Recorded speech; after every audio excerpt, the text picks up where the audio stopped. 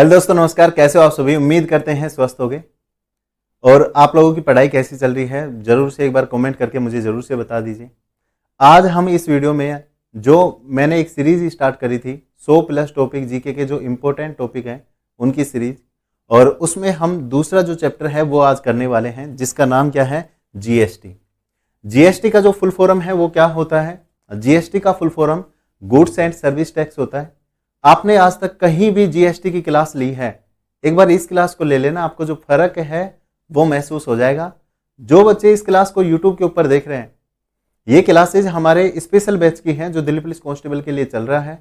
आप उस बैच में अगर ज्वाइन करना चाहते हैं तो बिल्कुल नीचे डिस्क्रिप्शन में लास्ट एग्जाम के एप्लीकेशन का लिंक दिया गया है, आप वहां से इन क्लासों को ज्वाइन कर सकते हैं। ये स्पेशल 100 टॉपिक हैं जो हम आप लोगों को करवाने वाले हैं, और इन 100 टॉपिक के माध्यम से लगभग सारा जो जीके है वो हम आपको स्पेशल तरीके से कवर करवाएंगे। ठीक है, तो चलिए मेरे दोस्त, सभी को गुड इवनिंग। गुड इवनिंग, बहुत बढ़िया, थैंक यू मेरे भाई। तो चलिए स्टार्ट करते हैं। सबसे पहले जो गुड्स एंड सर्विस टैक्स है उसको आज हम लोग कंप्लीटली तौर पर खत्म करेंगे। बिल्कुल प्यारी क्लास रहेगी। इस क्लास की जो पीडीएफ है वो आपको क्लास के साथ में अटैच मिल जाएगी, जिन लोगों ने बैच ले रखा है। और जो लोग इसकी पीडीएफ चाहते हैं उनको पीडीएफ टेलीग्राम पे मिल जाएगी। लास्ट एग्जाम का टेलीग्राम का ग्रुप आपको ज्वाइन कर लेना है, वहां से आपको पीडीएफ मिल जाएगी। सबसे पहले अगर मैं बात करूं कि ये जो जीएसटी है इसकी जरूरत हमारे देश में क्यों पड़ी है? क्या हमारे देश में पहले टैक्स है वो वसूल नहीं किया जाता था? बिल्कुल किया जाता था, लेकिन फिर जीएसटी की जरूरत क्या थी? कि टैक्स तो हम पहले भी ले रहे थे लोगों से, सरकार के द्वारा टैक्स तो पहले भी वसूल किया जा रहा था, लेकिन फिर जीएसटी की जरूरत क्यों पड़ती है? क्योंकि जो हमारा पहले जो टैक्स के टाइप थे, टैक्स हम जो वसूलते थे वो 2 तरीके से टैक्स वसूला जाता था। पहला जो तरीका है वो डायरेक्ट टैक्स का होता था, और दूसरा जो तरीका है वो इनडायरेक्ट टैक्स का होता था। अब डायरेक्ट से ही आपको पता लग रहा है कि यानी कि ये लोगों के माध्यम से, ये सरकार के माध्यम से लोगों से डायरेक्ट तौर पर लिया जाता था।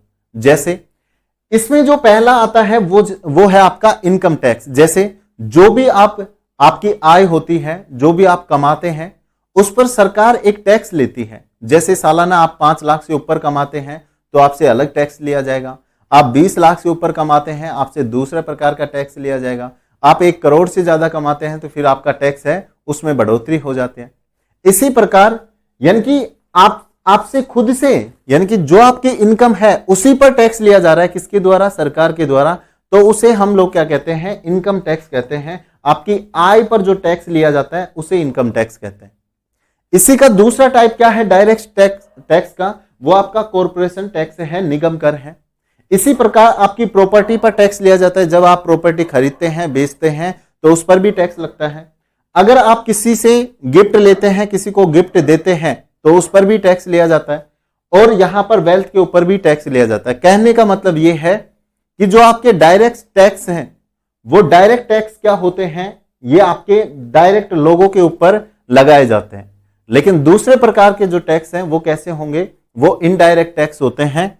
यानी कि अगर जैसे आप किसी भी वस्तु को बाहर से, इंडिया से बाहर से आप लोग परचेज करते हैं तो उसके ऊपर कस्टम ड्यूटी टैक्स लगता है। उसके बाद एक्साइज टैक्स लगता है। अगर आप मान लीजिए किसी सामान का प्रोडक्शन करते हैं, उत्पादन करते हैं, तो उसके ऊपर एक्साइज ड्यूटी टैक्स आपको देना पड़ता है। उसी के साथ में अगर मान लीजिए आप कोई सर्विस करते हैं तो उसके ऊपर आपको सर्विस टैक्स देना पड़ता है।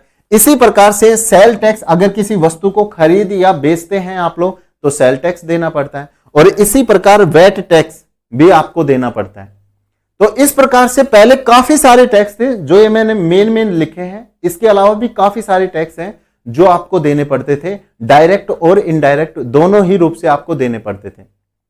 और ये जो टैक्स है, ये सरकार जो इनडायरेक्ट टैक्स है वो आपके खरीद और बिक्री दोनों पर लगाए जाते थे। क्योंकि जैसे मान लीजिए आपने किसी भी कंपनी से कोई सामान खरीदा तो आपको उस कंपनी के द्वारा टैक्स लगा के दिया जाएगा। जब आप उस कंपनी से खरीदकर उस सामान को किसी दूसरे अन्य व्यक्ति को बेचते हैं तो भी आपको क्या है? आप अपना मार्जिन तो लोगे, तो उस पर आप कुछ टैक्स लगा के आप दूसरे व्यक्ति को उसे बेचोगे। तो इस प्रकार से खरीद और बिक्री दोनों पर ही आपका इनडायरेक्ट टैक्स है वो लगाया जाता है। ठीक है, तो इस तरीके से पहले क्या होता था? होता था, जो टैक्स के टाइप हैं वो डायरेक्ट और इनडायरेक्ट रूप में बटे हुए थे। उसके बाद एक और मेजर प्रॉब्लम है, जब जीएसटी आपका नहीं लगाया गया था तो एक और मेन प्रॉब्लम आप लोगों के सामने थी। क्या थी? यहां पे आप लोगों को कैश कोडिंग जो इफेक्ट है वो पहले देखने को मिलता था। यानी कि कैश कोडिंग इफेक्ट क्या होता है? किसी वस्तु के ऊपर आपने टैक्स लगाया और फिर जब आप उसे आगे बेच रहे हैं तो उस वस्तु के ऊपर दोबारा से टैक्स आप लोगों को देखने को मिलता था। यानी कि अगर मैं इसको बोलूं तो ये क्या था? ये टैक्स ऑन टैक्स था। मतलब टैक्स के ऊपर अगर टैक्स लगा दिया जाए तो वो क्या होगा? कैश कोडिंग इफेक्ट होता है। क्या होता है? कैश कोडिंग इफेक्ट होता है। इस क्लास का ड्यूरेशन कितना रहेगा? इस क्लास का जो ड्यूरेशन है वो लगभग आपका 1.5 से पौनी 2 घंटे का रहेगा। बिल्कुल अमित, बिल्कुल बहुत बढ़िया, थैंक यू मेरे भाई, बहुत ही बढ़िया। आप जैसे मैथ की जो क्लासें हैं वो आज 26 जनवरी की वजह से आपकी नहीं हुई, नहीं तो आज आपकी मैथ की क्लास होती। कल से आपकी क्लासें हैं वो रेगुलर रहेंगी और बैच का जो शेड्यूल है वो भी आज रात को अपलोड हो जाएगा। अब देखें, जो कैश कोडिंग इफेक्ट है उसको समझो, इस क्लास को बिल्कुल प्यार से देखो। जब आप लोगों को सारी जो चीजें हैं बिल्कुल समझ में आएंगी कि जीएसटी की हमें एक्चुअल नीड क्या थी, जरूरत क्या थी, हम जीएसटी को क्यों लेके आए। ठीक है, तो ये टैक्स के ऊपर टैक्स, इसका मतलब अगर आप किसी वस्तु को खरीद रहे हैं तो भी टैक्स दीजिए, आगे बेच रहे हैं तो भी टैक्स दीजिए, उसके आगे अगर वो पार्सल हो रही है तो भी आपको टैक्स देना पड़ता है। यानी कि टैक्स ऑन टैक्स, टैक्स के ऊपर टैक्स आपको देना पड़ता था। जैसे अगर मैं इसको एक साधारण एग्जांपल से समझाना चाहूं कि जीएसटी की हमें जरूरत ही क्यों पड़ी। जैसे ये ए पर्सन है और ये आपका क्या है? ये बी पर्सन है और इसी प्रकार, तो यहां तक किसी प्रकार की कोई समस्या है तो मुझे बताओ। ठीक है, अब मुझे एक बात बताओ, जब आप कैश कोडिंग इफेक्ट क्या होता है? जब आपके देश में जीएसटी को लागू नहीं किया गया तो टैक्स के ऊपर टैक्स लगाया जाता था। कैसे? वो देखें। मान लीजिए एक किसी वस्तु का क्या करता है? उत्पादन करता है और उसकी कीमत कितनी रखी है? इन्हें 100 रुपए अपनी वस्तु की कीमत रखता है। इसने कोई वस्तु बनाई, उसकी कीमत कितनी है? 100 रुपए है। एक कोई कंपनी मान लीजिए, कंपनी है। अब ये वस्तु, ये जो कंपनी है आगे अपनी वस्तु को बेचेगा। बी मान लीजिए कोई दुकानदार है, कंपनी से दुकानदार को मिली, दुकानदार से ग्राहक को ये वस्तु मिलती है। तो मुझे बताओ, कंपनी क्या 100 रुपए में इस वस्तु को बेच देगा? नहीं बेचेगा। तो जब कंपनी के द्वारा इस दुकानदार को ये वस्तु सेल की जाएगी तो ये सेल करने पर जो टैक्स लगेगा उसे हम लोग क्या बोलेंगे? सेल टैक्स बोलेंगे। और मान लीजिए एक कंपनी के द्वारा इस पर कितना टैक्स लगाया जाता है? 10% का टैक्स लगा दिया जाता है। तो मुझे एक बात बताओ, अब ये जो वस्तु है वो बी को कितने रुपए में मिलेगी? वो मिलेगी, भाई वस्तु की जो कीमत है वो तो बी को देनी ही पड़ेगी। 100 रुपए कीमत थी, 100 रुपए तो देनी पड़ेगी। साथ में एक के द्वारा 10% सेल टैक्स भी लगाया गया तो इसको 10% कितना होगा 100 का? ये आपका 10 रुपए हो जाएगा। यानी कि वस्तु की जो कीमत है वो अब बी को कितनी देनी पड़ी? 110 रुपए कीमत वस्तु की देनी पड़ी। किसको? बी को देनी पड़ी। कोई दिक्कत है? नहीं है, कोई समस्या यहां पे नहीं होगी। ठीक है, अब वस्तु आपके बी दुकानदार के पास में आ जाती है तो ये आगे इस ग्राहक को बेचेगा। तो मुझे आप लोग एक बात बताओ, क्या बी वस्तु को अगर सी को बेचता है, बी अगर वस्तु को सी को बेचेगा तो क्या वो 110 रुपए में बेच देगा जो वस्तु की कीमत है? नहीं बेचेगा। तो यानी कि अगर सी को वस्तु लेनी है तो 110 रुपए तो उसे देने ही पड़ेंगे। कितने देने पड़ेंगे? 110 तो उसे देने ही पड़ेंगे। बिल्कुल। साथ में जब ये वस्तु बी वाला जो वस्तु है वो सी को बेचता है तो यहां पे सेल करते टाइम वो अपना भी सेल टैक्स है वो यहां जोड़ेगा। और मान लीजिए सेल टैक्स कितना जोड़ा है? 10% ही इसने जोड़ा है। तो यहां पर जो ये 10% है वो अब किस किस पर लगता है वो देखें। जो वस्तु की कीमत है इस पर भी वो अपना टैक्स लगाएगा, क्योंकि ये बोलेगा कि मैंने ए से वस्तु खरीदी तो यहां पे जो वस्तु है उसकी कीमत पर भी मुझे सेल टैक्स चाहिए। तो 100 रुपए पर जब ये 10% का सेल टैक्स देगा तो यहां पे कितना ब्याज देगा? 10 रुपए का ब्याज देगा। बिल्कुल देगा, कोई समस्या है? नहीं है। आगे बात कर लेते हैं। ये जो अगर वस्तु के ऊपर, तो वस्तु का जो मूल्य 100 रुपए था उसके ऊपर तो आपने सेल टैक्स ले लिया, लेकिन जो इसने पहले सेल टैक्स पे किया है उसके इस 10 रुपए पर भी ये क्या लेगा, सेल टैक्स अपना टैक्स लेगा। इसका मतलब 10 रुपए पर 10% कितना होगा, वो आपका क्या होगा, 1 रुपए आपका हो जाएगा, बिल्कुल हो जाएगा। तो मुझे बताइए, ये आपका टैक्स था कितना, ये आपका टैक्स था 10 रुपए और इस टैक्स पर भी टैक्स लिया गया कितना, 1 रुपए।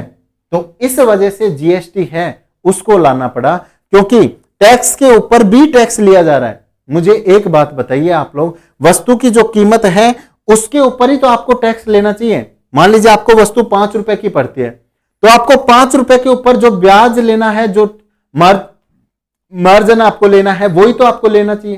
तो इस तरीके से अगर यहां पे केवल वस्तु पे टैक्स लिया जाता तब तो कंडीशन ठीक है, लेकिन जो टैक्स दिया है उसके ऊपर भी आपको टैक्स देना पड़ रहा है, यानी कि ये जो 1 रुपए आपको एक्स्ट्रा देना पड़ रहा है, इसी को क्या कहते हैं, हम कैस्केडिंग इफेक्ट कहते हैं। क्या कहते हैं, कैस्केडिंग इफेक्ट कहते हैं। तो यहां पर जो वस्तु का अब कितना रुपए आपको देना पड़ेगा, टोटल 121 रुपए आपको देना पड़ेगा। तो मुझे एक बात बताओ, एक्चुअल रूप में सारा जो टैक्स है वो किसने पे किया है, सी ने पे किया है। कैसे, इसने जो टैक्स लिया 10 रुपए 10% का, वो आपका ये रहा, लेकिन इसने क्या करा, इसके ऊपर टैक्स लिया, वस्तु की कीमत तो ले ली 110 और वापस वस्तु के मूल्य के ऊपर टैक्स लिया और वापस वस्तु के टैक्स के ऊपर टैक्स लिया। तो इसने जो टैक्स पे किया वो भी आगे ट्रांसफर होके सी ने पे किया।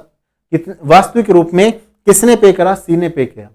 तो ये सारी चीजें हैं, इसी वजह से आपका जो जीएसटी है उसको लाया गया। और अब हम लोग पढ़ते हैं जीएसटी को। तो इस प्रकार से पहले जो टैक्स के टाइप थे, डायरेक्ट और इनडायरेक्ट टैक्स, उनसे परेशान, और उसके बाद ये जो कैस्केडिंग इफेक्ट है इससे परेशान, तब जाके हमने क्या करा, जीएसटी को अपने संविधान में जोड़ा। अब बात करते हैं, अब यहां से आपका जो टॉपिक है वो स्टार्ट होता है। जीएसटी का जो मतलब है वो क्या होता है, इसके लिए ये क्यों लाया गया, क्योंकि हम लोग क्या चाहते हैं, वन नेशन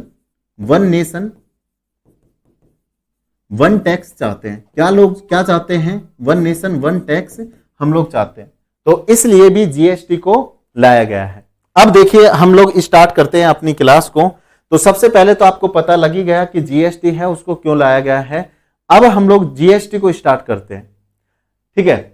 सबसे पहले अगर मैं बात करूं, जीएसटी का पूरा नाम क्या है, गुड्स एंड सर्विस टैक्स, यानी कि माल एवं सेवा कर।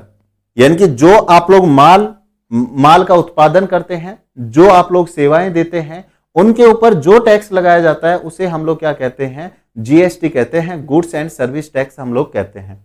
बिल्कुल प्यार से समझेंगे, कोई आप लोगों को एक एक लाइन है वो मैं बिल्कुल बारीकी से आप लोगों को समझाऊंगा। तो यहां पे देखिए आप लोग, जीएसटी में क्या कहा, जीएसटी आने से पहले सभी कर का जो चलन है उसको हम लोग खत्म कर देते हैं।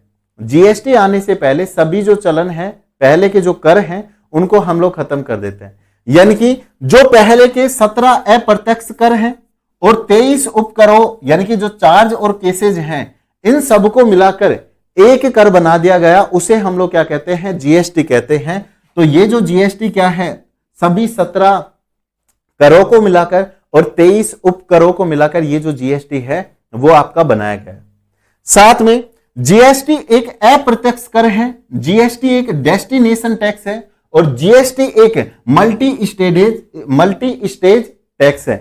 अब इन तीनों को समझते हैं कि ये क्या होता है, अप्रत्यक्ष कर क्या होता है, डेस्टिनेशन टैक्स क्या होता है और मल्टी स्टेज टैक्स क्या होता है। इन चीजों को हम लोग देखते हैं।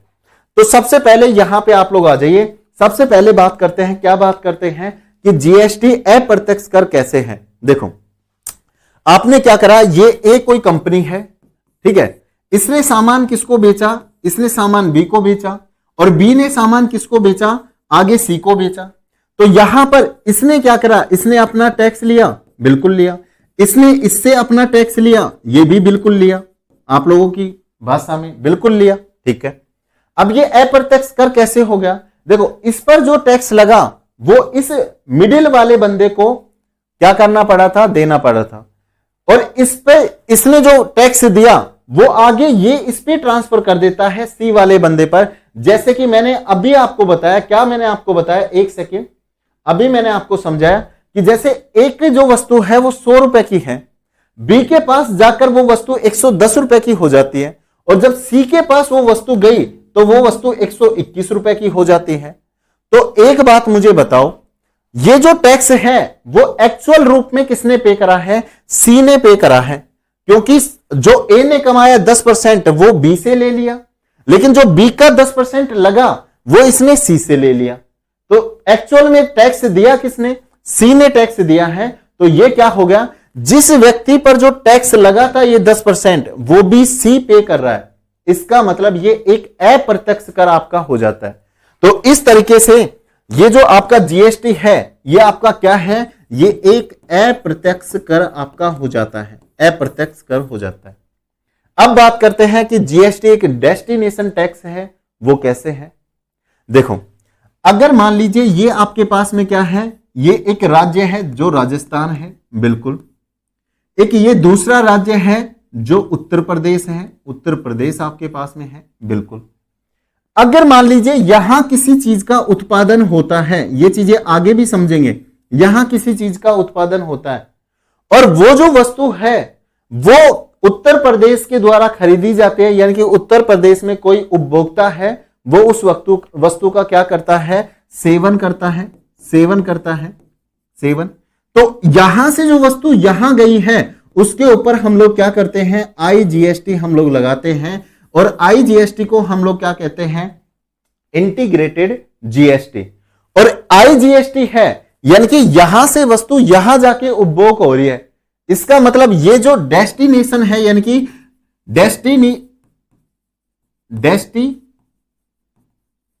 डेस्टिनेशन है, इसको एक राज्य से दूसरे राज्य में जाने के लिए, उत्पादन वाले राज्य से सेवन करने वाले राज्य में जाने के लिए इसको कुछ दूरी क्या करनी पड़ेगी? तय करनी पड़ेगी। किसको? वस्तु को।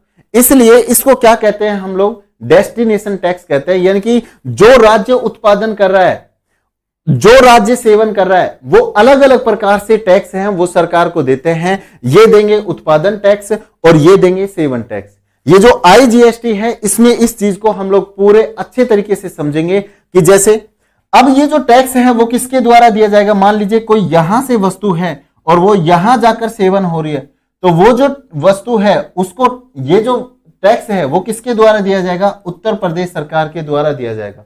लेकिन उत्पादन का जो टैक्स है वो राजस्थान गवर्नमेंट के द्वारा दिया जाएगा। तो इस तरीके से जीएसटी है वो एक डेस्टिनेशन टैक्स भी है। उसके बाद मल्टी स्टेज टैक्स क्या होता है? ये भी यही बात है कि जैसे एक कंपनी है वो अपना सामान दूसरी कंपनी को बेचती है, ये तीसरी कंपनी को बेचती है, ठीक है। उसके बाद ये ग्राहक को बेच देता है, बिल्कुल ये ग्राहक को बेच देता है। तो इस तरीके से ये जो सामान है वो आपका स्टेज है वो हमेशा चेंज करता रहता है। जैसे किसी चीज का जो प्रोडक्शन है मान लीजिए बेंगलोर के अंदर होता है, फिर वो जो चीज है वो हमारी कहां आ जाती है? वो चीज हमारी दिल्ली के अंदर आ जाती है, और दिल्ली से वो चीज एक छोटे से कस्बे में चली जाती है। तो इस तरीके से ये जो स्टेज है सामान की वो लगातार चेंज होती रहती है। इनके ऊपर जो टैक्स है, टैक्स स्लैब, वो भी लगातार चेंज होता रहता है। तो इसलिए इसे क्या कहते हैं? मल्टी स्टेज टैक्स कहते हैं। किसको? जीएसटी को। बिल्कुल मॉक टेस्ट है वो 1 तारीख से स्टार्ट कर देंगे। अब आगे बात करते हैं, आगे आ जाइए। भारत में इंटीग्रेटेड मार्केट एकीकृत साझा बाजार को विकसित करने के लिए हमने क्या करा है? जीएसटी को लाया है। मतलब इसका यह है कि हम जीएसटी को किस रूप में लेकर आ रहे हैं? हम लेकर आ रहे हैं वन नेशन वन टैक्स के रूप में हम लोग क्या कर रहे हैं? जीएसटी को लेकर आ रहे हैं, ठीक है। अब बात करते हैं कि जीएसटी की जो शुरुआत है वो कहां से होती है, कब से होती है, और ये जो जीएसटी है इसको संविधान में किस संशोधन के तहत लाया गया, संविधान में पास इसको किस संविधान संशोधन के तहत किया गया, वो सारी चीजों पे हम लोग बात करते हैं। तो सबसे पहले जो पीएम अटल बिहारी वाजपेयी थे सन 2000 के अंदर, उन्होंने एक समिति का निर्माण किया जिसे हम लोग क्या कहते हैं? विजय केलकर समिति कहते हैं। क्या कहते हैं? विजय केलकर समिति कहते हैं। और इसी समिति के द्वारा सन 2000 में इस जीएसटी को लागू करने का जो सुझाव है वो विजय केलकर समिति के द्वारा दिया जाता है। तो सबसे पहली बात तो आपको यह याद रखनी है कि किस समिति के द्वारा सबसे पहले भारत में जीएसटी के सुझावों को पेश किया गया। तो आपको याद रखना है 2000 के अंदर अटल बिहारी वाजपेयी की सरकार के द्वारा एक समिति बनाई जाती है, विजय केलकर समिति, और इसी केलकर समिति की सुझावों के सिफारिश के आधार पर जीएसटी को भारत में लाने का प्रस्ताव रखा गया। उसके बाद में 122वें संविधान संशोधन के तहत 122वें संविधान संशोधन के तहत जीएसटी को संसद में पेश किया जाता है वर्ष 2000 कब 14 के अंदर। तो सबसे पहली बात, जीएसटी को कब संसद के अंदर पेश किया गया? 2014 के अंदर पेश किया गया। उसके बाद इसे जीएसटी को राज्यसभा के अंदर पेश कब किया जाता है? 3 अगस्त 2016 को पेश किया जाता है। देखो, संसद के अंदर कब लाया गया? 2014 के अंदर। लेकिन ऐसा आपको पता है, कोई भी जब विधेयक आपके पास होता है तो उसको लाने के लिए उस पर काफी सारे प्रयास करने पड़ते हैं। जैसे इसको लागू करने का सुझाव सन 2000 के अंदर दिया गया था, लेकिन फिर 2014 के अंदर ये संसद के अंदर आया। क्यों आया? इतना लेट कैसे हुआ? तो आपको पता है जीएसटी के अंदर जो केंद्र है और राज्य हैं, उन दोनों की आपसी सहमति होती है। कई बार वह केंद्र के द्वारा पास किया गया, कई बार राज्यों के द्वारा ठुकरा दिया गया, कई बार राज्यों के द्वारा पास किया गया, केंद्र के द्वारा ठुकरा दिया गया। जो आपसी सहमति है वो नहीं बन पा रही थी। कई बार लोकसभा में जो पास है वो हो जाता है, राज्यसभा के अंदर फेल हो जाता है। कई बार राष्ट्रपति जी हैं वो सिग्नेचर नहीं करते हैं। तो इस तरीके से जो जीएसटी है उसका सुझाव तो सन 2000 में ही दे दिया गया था विजय केलकर समिति के द्वारा, लेकिन इसे संसद के अंदर 2014 के अंदर लाया गया और राज्यसभा के अंदर इसे जो मंजूरी है वो कब मिलती है? 3 अगस्त 2016 को राज्यसभा के अंदर इसे मंजूरी मिलती है। उसके बाद लोकसभा के अंदर ये जो विधेयक है वो कब पारित होता है? ये 8 अगस्त 2016 को पारित होता है। कहां? लोकसभा के अंदर। बहुत अच्छी बात है। और राष्ट्रपति जी के द्वारा इसे कब पास किया जाता है? 8 सितंबर 2016 को पास किया जाता है। तो सबसे पहले तो ये समझते हैं कि ये जो बिल है वो हमारा एक्ट कब बनता है, यानी कि जो आपका विधेयक बिल होता है वो एक्ट कब बनता है, उसको एक बार आप लोग समझ लीजिए। देखो, आप लोगों को अगर मैं बताऊं सबसे पहले कि जो जीएसटी है वो संविधान के किस भाग में है उसकी बात कर लेते हैं। तो संविधान के भाग 12 के अंदर जीएसटी का वर्णन किया गया है, यानी कि जीएसटी किससे संबंधित है? पैसों से संबंधित है, टैक्स से संबंधित है। और संविधान का जो भाग 12 है वो किससे संबंधित है? वो आपके वित्त से संबंधित है। वित्त यानी कि पैसों से संबंधित है। संविधान का जो भाग 12 है वो किससे संबंधित है? आपके वित्त से संबंधित है। यानी कि इस भाग में क्या काम किया जाता है? केंद्र और राज्य के बीच में, केंद्र व राज्यों के बीच में, राज्यों के बीच में जो वित्त है, वित्त मतलब जो धन है, धन का बंटवारा किया जाता है, बंटवारा किया जाता है। केंद्र और राज्यों के बीच में धन का बंटवारा किया जाता है। भाग 12 के अंदर कौन से अनुच्छेद आते हैं? तो भाग 12 के अंदर, भाग 12 में 12th में कौन से अनुच्छेद आपके आते हैं? तो 264 से और 300A तक हमारे भाग 12 के अंदर आते हैं। और इसी में आपको पता है अनुच्छेद 266 में आपके संचित निधि का वर्णन है, संचित निधि का वर्णन है। उसके बाद अगर मैं अनुच्छेद 267 की बात करूं तो आकस्मिक निधि का वर्णन भी किसमें है? संविधान के इन दोनों अनुच्छेद के अंदर है। अगर मैं बात करूं कि यहां ये जो है संविधान 12, ये संविधान संशोधन भाग 12, ये आपके जीएसटी से किस प्रकार संबंधित है? तो जैसे ही जीएसटी को लाया गया तो जीएसटी को लाने पर क्या हुआ? इसके अनुच्छेद किस किस में? अनुच्छेद 269 और अनुच्छेद 279 के अंदर क्या होता है? परिवर्तन किया जाता है। अब इसमें क्या क्या परिवर्तन होता है उसकी बात कर लेते हैं। तो इसके अनुच्छेद की बात करते हैं। देखो अनुच्छेद 269A, क्या अनुच्छेद 269A, इसमें किसका वर्णन है? आपके IGST का वर्णन है, यानी कि इंटीग्रेटेड जीएसटी का वर्णन है। ये सारी चीजें हम लोग बाद में पढ़ेंगे, लेकिन एक बार आप लोग लिख लीजिए ताकि आप लोगों को इससे संबंधित जो चीजें हैं वो पता लग जाए। और अनुच्छेद 279A के अंदर किसका, इन दोनों में संशोधन किया गया। अनुच्छेद 269 से क्या बना? 269A बना, और 279 से क्या बना? 279A बना। और इसके अंदर किसका वर्णन किया गया है? जीएसटी परिषद का वर्णन किया गया है कि जीएसटी के लिए एक जीएसटी परिषद है, उसकी स्थापना की जाएगी। तो अनुच्छेद 279A में क्या है? जीएसटी परिषद है, उसको रखा गया है। तो यहां पर जो भाग 12 है वो किससे संबंधित है? वित्त से संबंधित है। इसमें क्या कहा गया कि जो केंद्र और राज्यों के बीच जो धन का, जो वित्त का बंटवारा होगा वो भाग 12 के अनुसार किया जाएगा। भाग 12 में कौन से अनुच्छेद आते हैं? 264 से 300A तक के जो अनुच्छेद हैं वो आते हैं। इसी में दो इंपोर्टेंट हमारे अनुच्छेद कौन से हैं? एक है अनुच्छेद 266 जिसमें भारत की संचित निधि का वर्णन है, एक है अनुच्छेद 267 जिसमें भारत की आकस्मिक निधि का क्या है? वर्णन किया गया है। ये जीएसटी से किस प्रकार संबंधित है कि जो अनुच्छेद 269 है और अनुच्छेद 279 है, इनके अंदर संशोधन किया गया है, इनमें परिवर्तन किया गया है।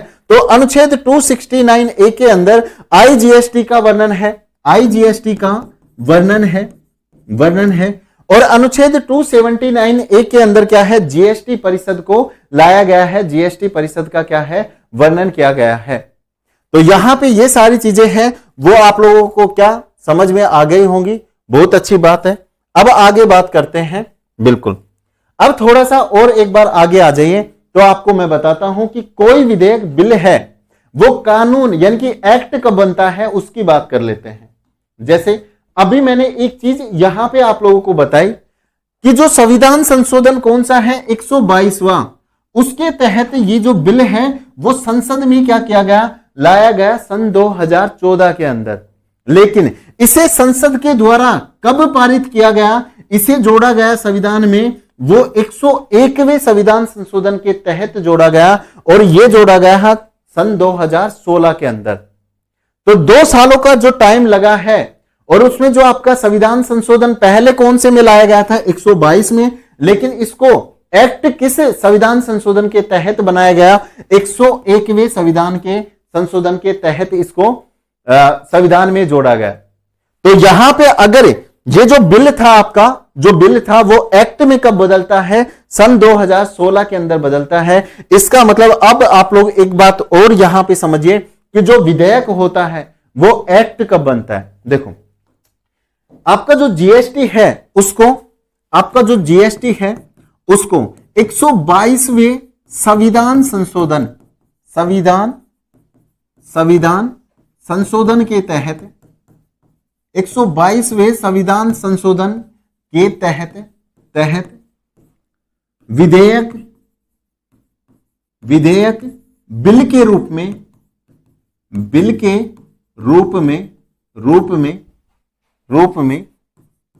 सन 2014 के अंदर, सन 2014 में संसद में क्या किया जाता है? संसद में पेश किया जाता है,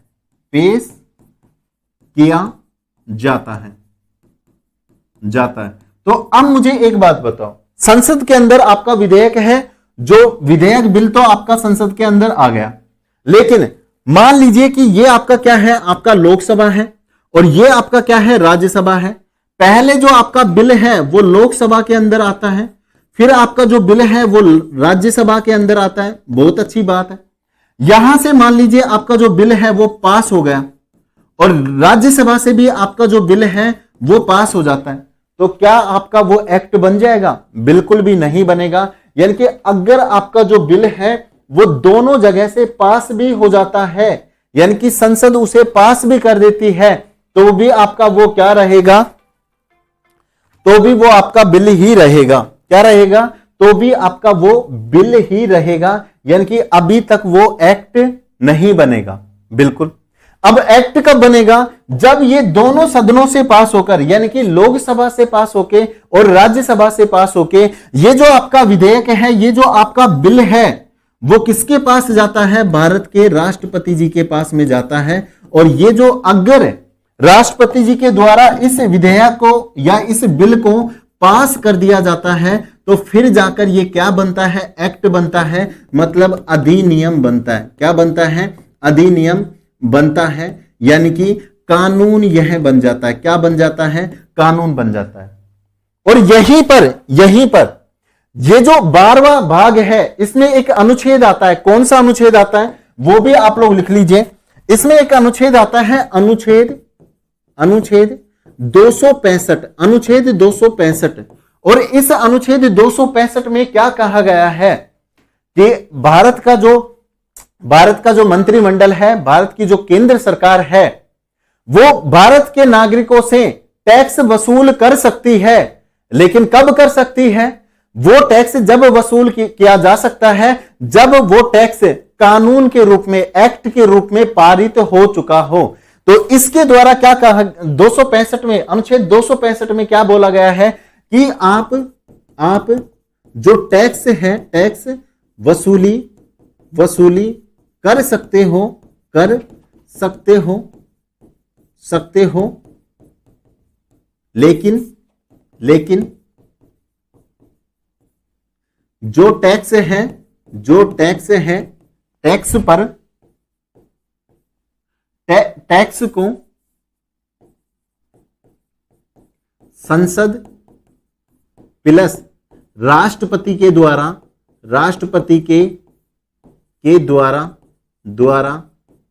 एक्ट, यानी कि कानून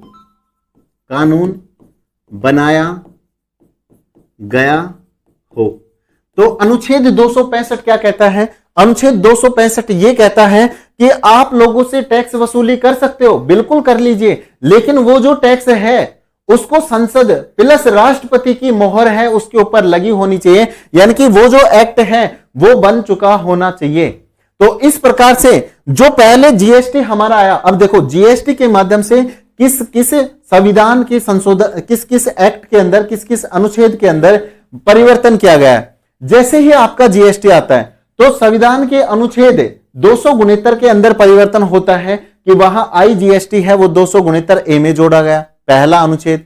दूसरा अनुच्छेद ये है कि 279 ए के अंदर जीएसटी परिषद को लाया गया, तो यहां पे दूसरा अनुच्छेद में परिवर्तन हुआ। और तीसरा परिवर्तन किस अनुच्छेद में होता है? संविधान अनुच्छेद 265 के अंदर, उसमें बोला गया कि आप संविधान के अनुसार, इस अनुच्छेद के अनुसार आप लोग क्या कर सकते हैं? लोगों से टैक्स ले सकते हैं, लेकिन वो जो टैक्स है उसके ऊपर कानून बना हुआ होना चाहिए, यानी कि राष्ट्रपति और संसद की मोहर है, यानी कि दोनों सदनों की मोहर उसके ऊपर लगी हुई होनी चाहिए। तो इस प्रकार जैसे ही आपका जीएसटी आता है, जीएसटी को लाया गया, तो आपका ये जो 3 अनुच्छेद हैं उसमें परिवर्तन आपको देखने को मिलता है। और ये पूछा भी जाता है, ये पूछा भी आपसे जाता है। ठीक है, अब आगे मैंने आपको क्या बताया? यहां पे मैंने आपको बताया कि कोई भी आपका विधेयक बिल है वो आपका एक्ट, कानून कब बनता है? कि जब आपका विधेयक लोकसभा से पास हो, आपका विधेयक राज्यसभा से पास हो, लेकिन इनके पास होने से कानून नहीं बनेगा, वो साथ में राष्ट्रपति जी के द्वारा भी पास किया जाए, तो वो क्या होगा? वो आपका विधेयक बन जाएगा, अधिनियम बन जाएगा, कानून आपका बन जाएगा। तो इस तरीके से राष्ट्रपति जो जीएसटी को कब पारित करते हैं यह भी आपको याद होना चाहिए। 8 सितंबर 2016 को क्या किया जाता है? राष्ट्रपति के द्वारा जीएसटी के ऊपर, जीएसटी कानून के ऊपर, विधेयक के ऊपर जो मोहर है वो लगा दी जाती है। तो यह भी आपसे डायरेक्ट पूछा जा सकता है। तो यहां पे तीनों ही डेट आपको याद होनी चाहिए। कौन कौन सी? कि लोकसभा के अंदर जीएसटी है वो कब पास होता है? 8 अगस्त को। राज्यसभा के अंदर 3 अगस्त को पास होता है। और राष्ट्रपति के द्वारा कब पास किया जाता है? वो आपका 8 सितंबर को पास किया जाता है। तो ये सारी चीजें आप लोगों को याद होनी चाहिए। अभी क्लास है वो स्टार्ट ही हुई है, अभी तो इसमें बहुत कुछ बाकी है। आप लोग लास्ट तक इस क्लास को देखना, सारी चीजें आपको बिल्कुल एक एक पॉइंट टू पॉइंट में लेकर चलूंगा। ठीक है, उसके बाद में जीएसटी परिषद का निर्माण किया गया, और जीएसटी परिषद का निर्माण कब होता है? 12 सितंबर 2016 को होता है। किस अनुच्छेद के अंदर होता है? तो अनुच्छेद 279A के अंदर क्या होता है? जीएसटी परिषद का निर्माण किया जाता है। बिल्कुल सही बात है। तो इस जीएसटी काउंसिलिंग को वो भी हम लोग डिटेल से देखेंगे, आप लोग वीडियो को लास्ट तक जरूर देखें। तथा इसी प्रकार जब ये तीनों के द्वारा, लोकसभा के द्वारा, राज्यसभा के द्वारा और राष्ट्रपति जी के द्वारा पास कर दिया जाता है, तो वो संविधान के 101वें संविधान संशोधन के द्वारा ये जो एक्ट है, जो आपका विधेयक है, वो संविधान में जोड़ दिया जाता है। और कब जोड़ा जाता है? सन 2016 के अंदर इसे जोड़ दिया जाता है। ठीक है, आगे बात करें, संसद के द्वारा जीएसटी को संविधान में जोड़ा कब गया? किसके द्वारा जोड़ा गया? 101वें संविधान संशोधन के तहत जोड़ा गया। और जीएसटी को लागू कब किया गया? संसद के द्वारा वो आपका लागू किया गया 1 जुलाई 2017 को। तो ये जो क्वेश्चन है, ये भी आप लोग डबल स्टार लगा लीजिए। यहां पर आप लोगों से बार बार पूछा जाता है कि संसद के द्वारा देश के ऊपर जीएसटी को कब लागू किया गया, तो आपको बताना है 1 जुलाई 2017। तो सारी जो डेट है वो आपको याद हो गई? बिल्कुल हो गई होंगी। यानी कि सबसे पहले 122वें संविधान संशोधन के तहत 2014 में इस विधेयक को लाया गया। राज्यसभा के अंदर 3 अगस्त 2016 को पास हुआ। लोकसभा के अंदर 8 अगस्त 2016 को पास हुआ। राष्ट्रपति जी ने इसके ऊपर हस्ताक्षर कब करे? 8 सितंबर 2016 को। उसके बाद जीएसटी परिषद का निर्माण 12 सितंबर 2016 को किया गया। उसके बाद 101वें संविधान संशोधन के तहत जीएसटी को हमारे संविधान में जोड़ दिया गया। और साथ में जो यहां पे लागू कब किया गया? इसे 1 जुलाई 2016 को लागू किया गया। अभी तक मुझे बताओ किसी भी बच्चे को कोई भी दिक्कत है तो?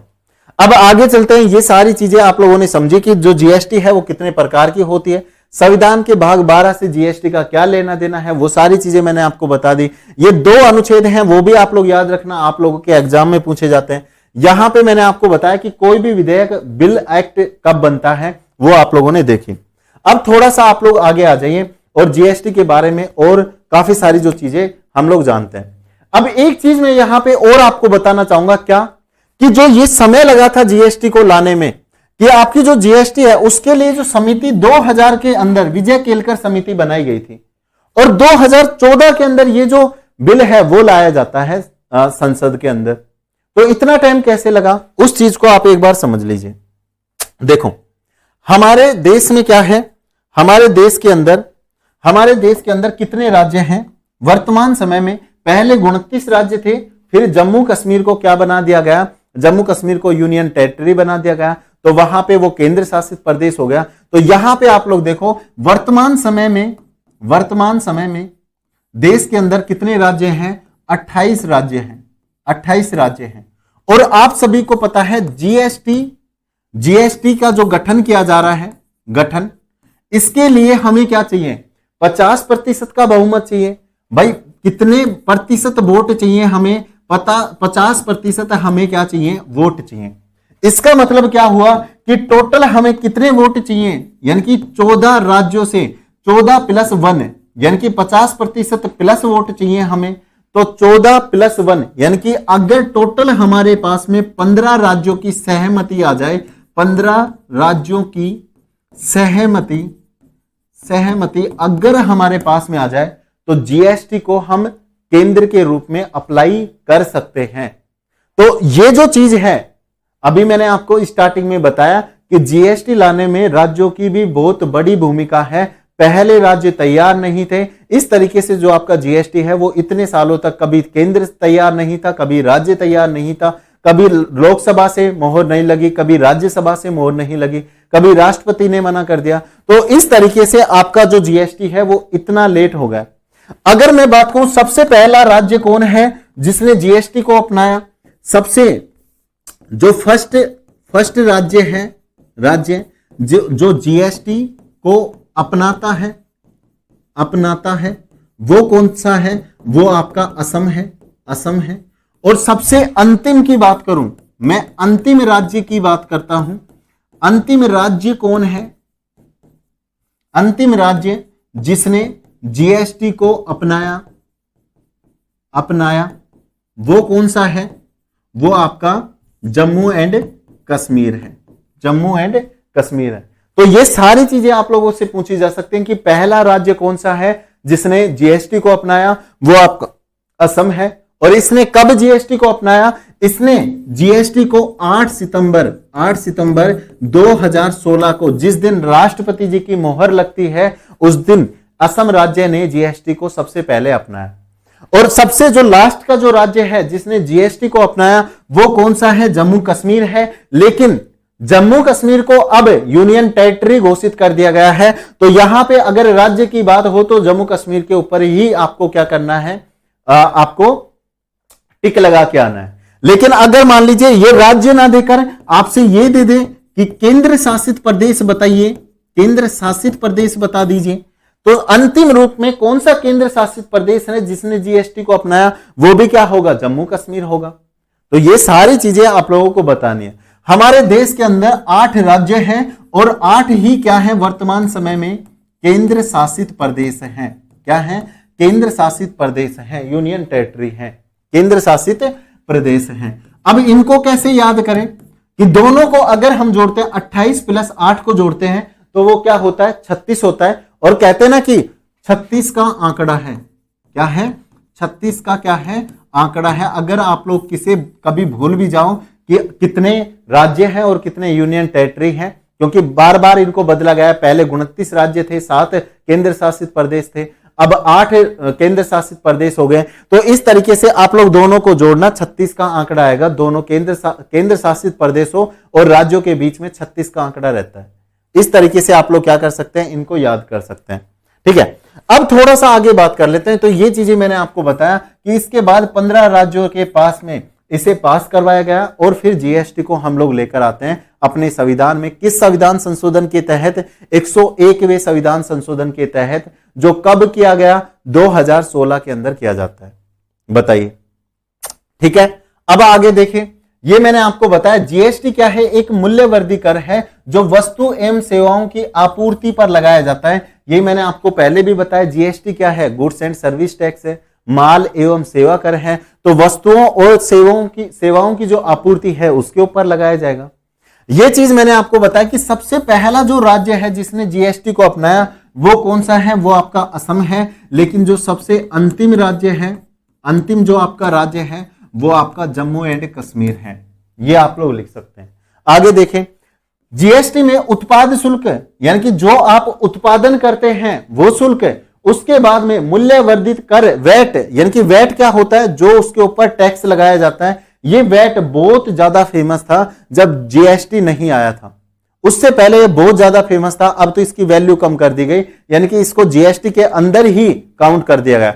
मैंने आपको सबसे पहले बताया कि भारत के अंदर जो जीएसटी आया है वो 17 करों को लेकर और 23 उपकरों को लेकर मिलाया गया है, तब जाके ये हमारा जीएसटी बना है। उसके बाद सेवा कर, विलासिता कर जैसे अप्रत्यक्ष करों को किसमें? जीएसटी में शामिल किया गया है। तो अभी तक मेरे हिसाब से आप लोगों को कोई भी कंफ्यूजन नहीं रहना चाहिए। उसके बाद में मैंने आपको बताया जीएसटी का एक नारा है। क्या नारा है? कि 1 नेशन 1 टैक्स, यानी कि एक देश होना चाहिए, उसके अंदर एक टैक्स होना चाहिए। और इसी की वजह से सरकार ने जीएसटी को, मोदी सरकार ने जीएसटी को क्या किया है? लागू किया है। साथ में भारत के अंदर दोहरे जीएसटी के कनाडाई मॉडल को चुना गया है। देखो, अब एक चीज मैं आपको सबसे पहले यहां पे बता देता हूं। विश्व के अंदर जीएसटी को लाने वाला पहला देश कौन है? वो आप लोग लिखिए। सन 1954 के अंदर फ्रांस के द्वारा क्या किया जाता है? फ्रांस के द्वारा सबसे पहले जीएसटी को लाया जाता है विश्व में सबसे पहले। विश्व में क्या है? सबसे पहले। तो विश्व में सबसे पहले अगर फ्रांस के द्वारा 1954 के अंदर जीएसटी को लाया गया, जीएसटी लाया गया, अगर फ्रांस के द्वारा सबसे पहले जीएसटी लाया गया, तो फिर हमने कनाडा से, कनाडाई मॉडल यानी कि कनाडा से हमने क्या करा है? इस जीएसटी को अडॉप्ट किया है। यानी कि जो हम लोग जीएसटी का, जो हम लोग हमारे टैक्स स्लैब हैं, जो जीएसटी का ढांचा है, वो हमने कहां से कॉपी किया है? हमने कनाडा से कॉपी किया है। लेकिन सबसे पहले किस देश में आई थी जीएसटी? वो फ्रांस के द्वारा 1954 में आई थी।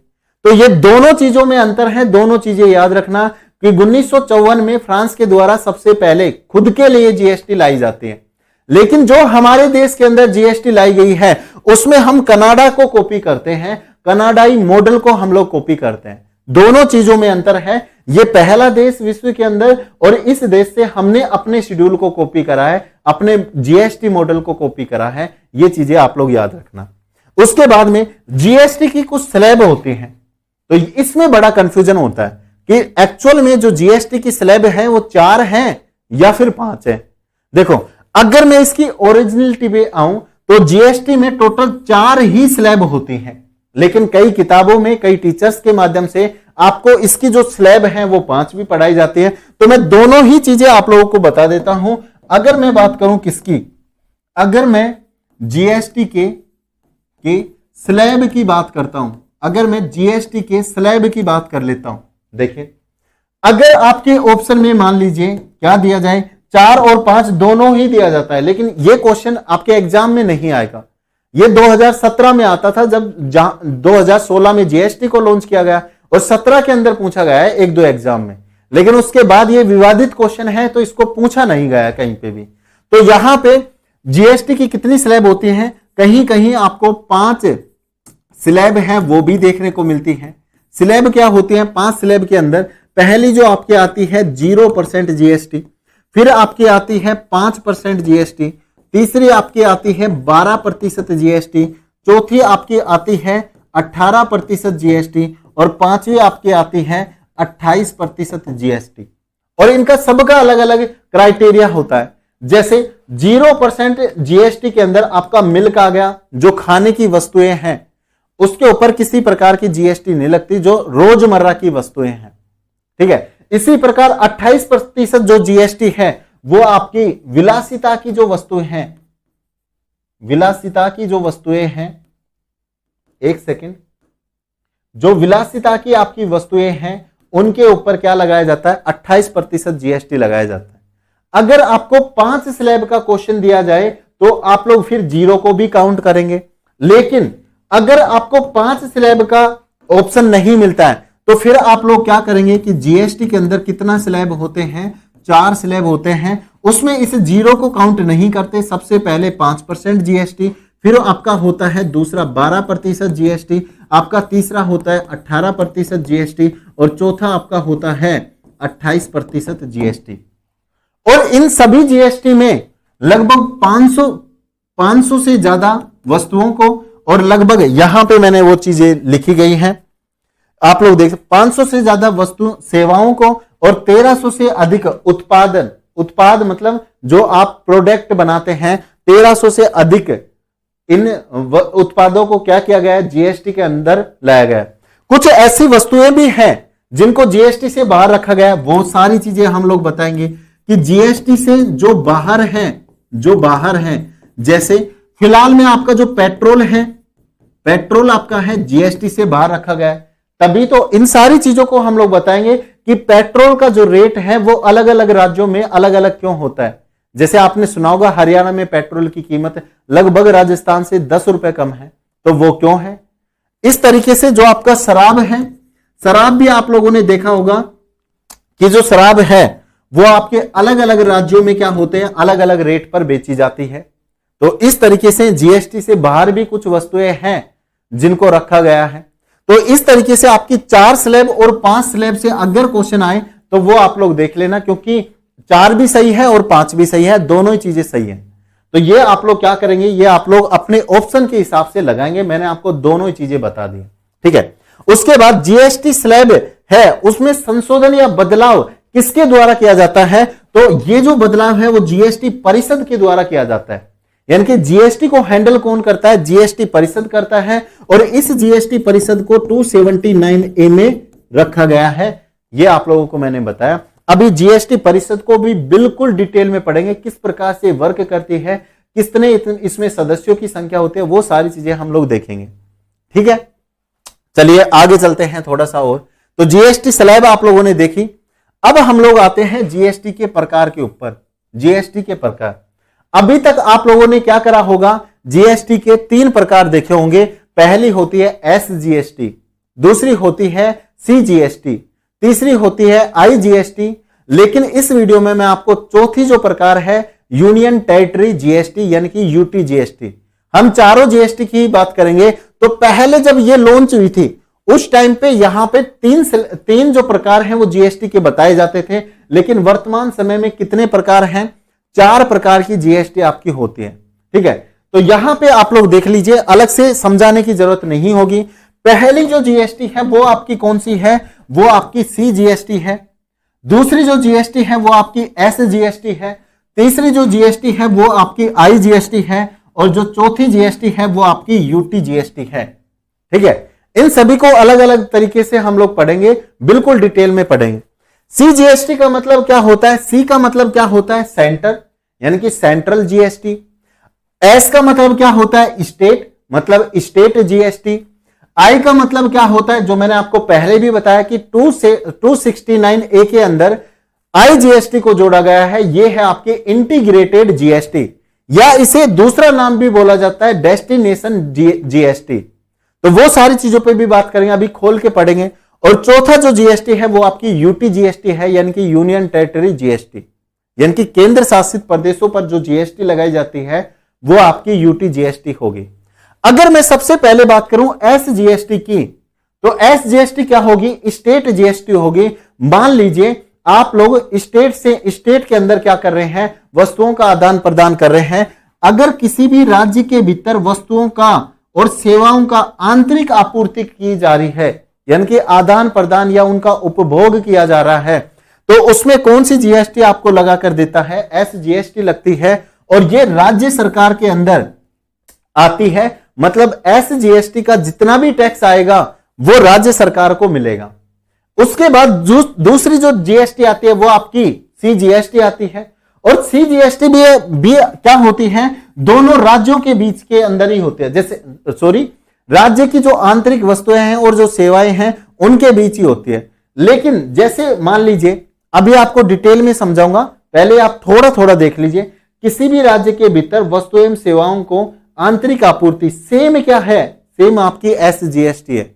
उसी SGST के ऊपर क्या होता है? केंद्र सरकार के द्वारा भी कर लिया जाता है, उसे हम लोग क्या कहते हैं? CGST कहते हैं। लेकिन ऐसा हो कि एक राज्य से दूसरे राज्य में वस्तु जाती है तो उसे हम इंटीग्रेटेड GST कहते हैं, IGST कहते हैं। जब दो राज्यों या केंद्र शासित प्रदेशों के बीच वस्तु एवं सेवाओं का आदान प्रदान होता है तो उससे क्या होता है? केंद्र सरकार के अधीन आती है, और IGST हम लोग कहते हैं। इसी प्रकार यूनियन टेरिटरी, तो यहां पे केंद्र शासित प्रदेश यहां भी आया है और केंद्र शासित प्रदेश यहां भी आया है। इस चीज को भी मैं आपको समझाऊंगा। और इसमें संघ राज्य क्षेत्र की जो सरकारें हैं, क्योंकि यूनियन टेरिटरी है उनका अलग मुद्दा होता है, इसलिए इसके ऊपर संघ राज्य क्षेत्र यानी कि जिस क्षेत्र में है उसकी सरकार के ऊपर उसका टैक्स लिया जाएगा। तो सबसे पहले आपको पता लगा कि 4 प्रकार की आपकी GST होते हैं। कौन कौन सी? S, CGST, IGST और UTGST। अब बिल्कुल बारी बारी से इनको समझते हैं। सबसे पहले बिल्कुल डिटेल में आप लोगों को समझाता हूं। देखो, अगर मैं सबसे पहले बात करता हूं किसकी? सबसे पहले अगर मैं बात करूं, सबसे पहले बात करते हैं SGST की। ठीक है, तो यहां पे देखें, SGST का मतलब क्या होता है?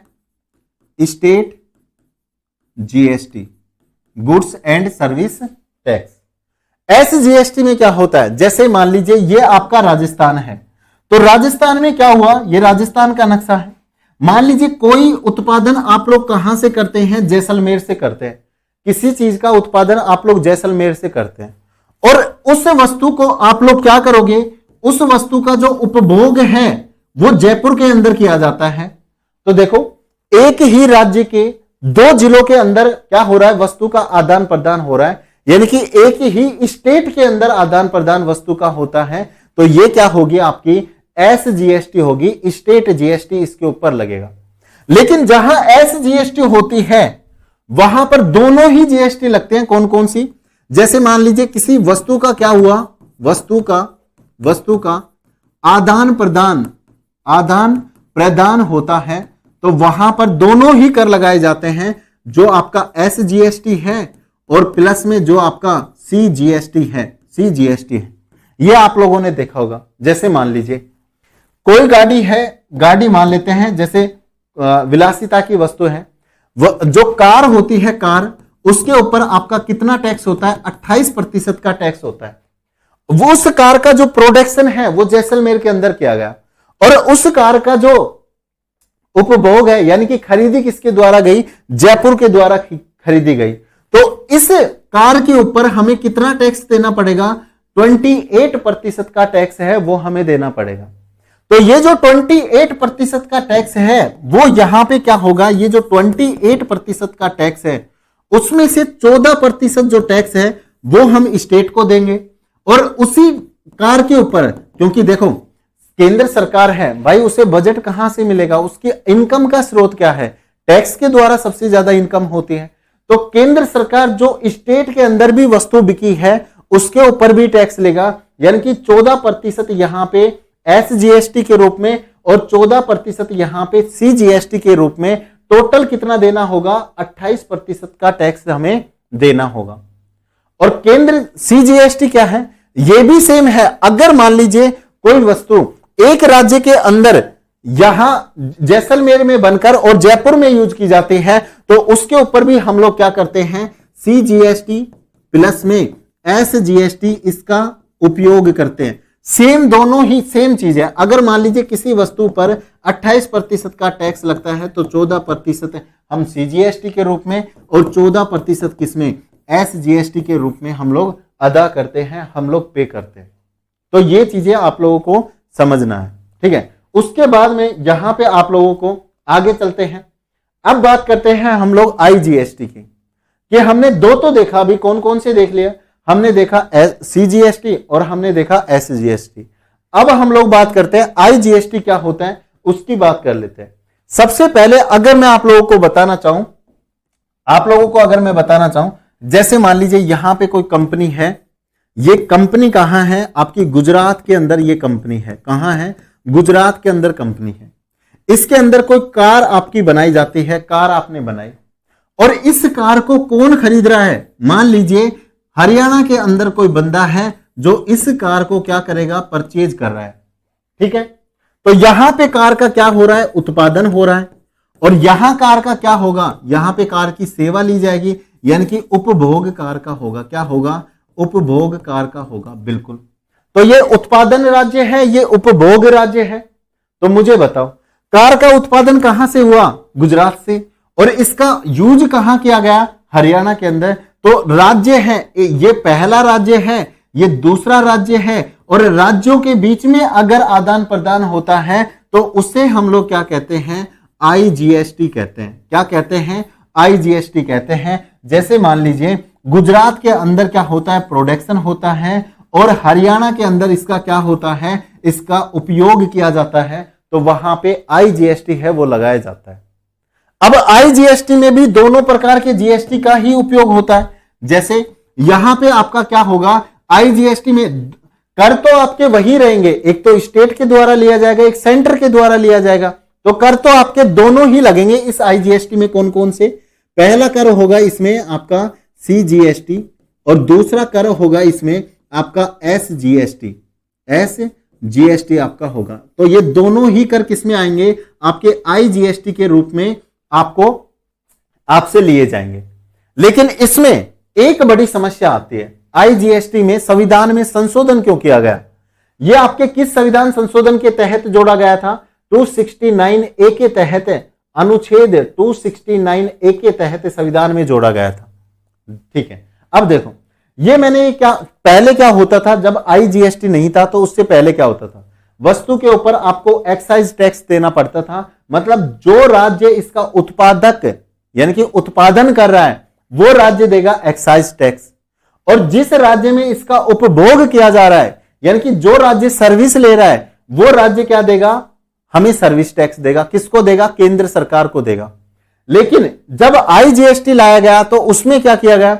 इसमें क्या किया गया कि अब मुझे बताओ, इस राज्य की कार थी और इस राज्य ने इसका उपयोग किया, तो हम IGST इसको दें या फिर हम लोग इस राज्य को दें? कि गुजरात को देना पड़ेगा या हरियाणा को देना पड़ेगा?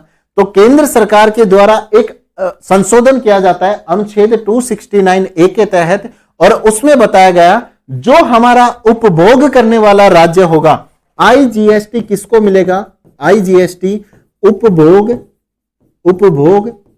या फिर सेवा प्राप्त राज्य को दिया जाता है। जो आईजीएसटी है वो उपभोग या सेवा प्राप्त राज्य को दिया जाता है। मतलब जो आईजीएसटी मिलेगा उसका ये जो स्टेट का 14% है ये अब मिलेगा किसको, ये मिलेगा हरियाणा को। और ये जो सीजीएसटी है ये तो किसका है, ये तो केंद्र का है, इसमें कोई भी बदलाव नहीं होगा। तो इस तरीके से आईजीएसटी को एक स्थान से दूसरे स्थान पर यह वस्तु का आदान प्रदान हुआ तो आईजीएसटी को हम लोग क्या बोल देते हैं, इंटीग्रेटेड। इसका पूरा नाम तो क्या है, इसका पूरा आईजीएसटी का जो पूरा नाम है वो है आपका integrated goods and service tax. और आईजीएसटी को ही दूसरा नाम क्या है, इसे हम डेस्टिनेशन जीएसटी भी हम लोग क्या कहते हैं, इसे बोल देते हैं। तो दोनों ही चीज आप लोगों को याद रखनी है कि आईजीएसटी को डेस्टिनेशन टैक्स भी कहते हैं और आईजीएसटी को हम इंटीग्रेटेड टैक्स भी कहते हैं। ये दोनों चीजें आप लोगों को याद रखनी चाहिए। अब आपको समझ में आ गया होगा। और ये आईजीएसटी लाने का एक और कारण है, देखो जिस राज्य ने जो वस्तु बनाई है उसने तो अपना मार्जिन पहले ही जोड़ लिया। देखो मान लीजिए इसकी ये जो वस्तु है वो 100 रुपए में बनती है, जैसे गुजरात ने जो कार बनाई वो 100 रुपए में कार बना दी, तो वो अपना मार्जिन लेगा, वो इस राज्य को बेचेगा कितने में, वो बेचेगा, वो अपना मार्जिन मान लीजिए इसमें 10 रुपए लेकर चलता है कि वो 110 रुपए में वो किसी को भी दे देगा। और जब ये वस्तु यहां से यहां जाती है तो उसके ऊपर लगता है आईजीएसटी। तो ये जो आईजीएसटी है, अब इसने तो अपना टैक्स यहां से ले लिया 10 रुपए से, लेकिन जो आईजीएसटी मिला उसमें केंद्र सरकार अपना 14% रख लेगी। और दूसरा जो राज्य है, भाई इस राज्य को क्या फायदा, ये दूसरे राज्य की कार को क्यों खरीदेगा, ये अपनी कार नहीं बना लेगा। लेकिन इस राज्य को यह फायदा है कि जो आईजीएसटी का एसजीएसटी है वो किसे मिला, वो इस राज्य को मिल गया, हरियाणा को। तो अब आप लोगों को समझ में आ गया होगा कि ये जो गुजरात है इसने तो अपना जो प्रॉफिट है वो पहले ले लिया, केंद्र सरकार ने सीजीएसटी के रूप में अपना प्रॉफिट ले लिया, और जो राज्य इसको खरीद रहा है वो सीजीएसटी के रूप एसजीएसटी के रूप में अपना जो प्रॉफिट है वो ले लेगा। तो यहां पे इस राज्य का प्रॉफिट ये रहा, केंद्र सरकार का प्रॉफिट ये रहा, इस राज्य का प्रॉफिट ये रहा। तो अब किसी को भी कोई नुकसान नहीं है, इसलिए इस संविधान में संशोधन करना पड़ा, 269A के अंदर आईजीएसटी को जोड़ा गया। अभी भी मुझे बता दो अगर आपको ये समझ में नहीं आया तो जल्दी से कमेंट आप लोग करके बताओ कि आपको क्लास कैसी लग रही है, ठीक है। उसके बाद यहां पर एक जो आईजीएसटी है उसको एक बार मैं और आपको समझा देता हूं कैसे। यहां पे आप लोग एक बार देखो, इसको मैं थोड़ा सा बड़ा कर लेता हूं। देखिए ये आपका क्या है, ये आपका एक बिल है जो किसी कंपनी के द्वारा बनाया गया है, बिल बनाया गया है।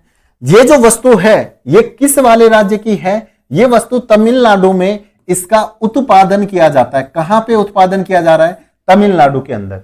लेकिन ये कहां पे एड्रेस, किस एड्रेस पे इसका सेवा लिया गया, इसका उपभोग किया गया, तो महाराष्ट्र के अंदर क्या किया जा रहा है, इसका उपभोग किया जा रहा है, बिल्कुल महाराष्ट्र के अंदर। तो देखो यहां पे जो राज्य है वो परिवर्तन हुआ, बिल्कुल हुआ। तो यहां पे कौन सी जीएसटी लगनी चाहिए, एक राज्य से दूसरे राज्य में अगर कोई वस्तु बेची जाती है तो उसके ऊपर हमें आईजीएसटी है वो देनी पड़ती है। लेकिन इसी आईजीएसटी के रूप में दोनों जीएसटी लगते हैं, कौन कौन सी, सीजीएसटी भी लगती है प्लस में एसजीएसटी भी आपकी लगती है। इसके इन दोनों का सम्मिलित रूप ही क्या है, आईजीएसटी है। बस राज्य का परिवर्तन हुआ तो उसे क्या बोल देते हैं, integrated goods and service tax हम लोग बोल देते हैं। यहां देखो ये आपकी जैसे एक प्रोडक्ट आपका ये है, ये प्रोडक्ट है, यहां पे आप मान लीजिए ये 300 आपका कितने का है, यहां पे इसके ऊपर डिस्काउंट वगैरह ये सारी चीजें अप्लाई की गई है और इसका टोटल अमाउंट कितना है 4894 रुपए है। लेकिन इसके ऊपर ये जो कौन सी जीएसटी लगाई गई है वो आप लोग देखो, आईजीएसटी लगाई गई है, क्योंकि एक राज्य से दूसरे राज्य में वस्तु को आदान प्रदान किया गया है। तो यहां पे आईजीएसटी के रूप में 12% है, यहां पे जीएसटी लगाई गई है। तो आप लोगों को समझ में, किसी भी बिल को देख के आप लोग समझ सकते हैं। अगर मान लीजिए यहां पे सीजीएसटी होता तो आप लोग समझ जाते कि राज्य के अंदर ही इस वस्तु को बेचा गया है। अगर यहां पे आईजीएसटी है तो आप लोग समझ गए कि एक राज्य से दूसरे राज्य में आप वस्तु को बेचा गया है। अगर यहां पे यूटीजीएसटी होता तो आप लोग समझ जाते किसी राज्य का केंद्र शासित प्रदेश में बेचा गया है सामान, या फिर केंद्र शासित प्रदेश का किसी राज्य में बेचा गया है, या फिर केंद्र शासित प्रदेश का किसी दूसरे केंद्र शासित प्रदेश में क्या किया गया है, सामान को बेचा गया है। तो यहां पे क्या है, आईजीएसटी है। तो इसका मतलब क्या हो गया कि एक राज्य से दूसरे राज्य में ये जो प्रोडक्ट है वो बेचा गया है।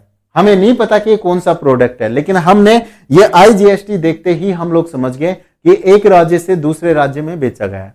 समझ गए? अब मुझे बताओ, इसका पीडीएफ है वो मिल जाएगा आपको क्लास के साथ में, कोई समस्या नहीं है। आगे आ जाइए।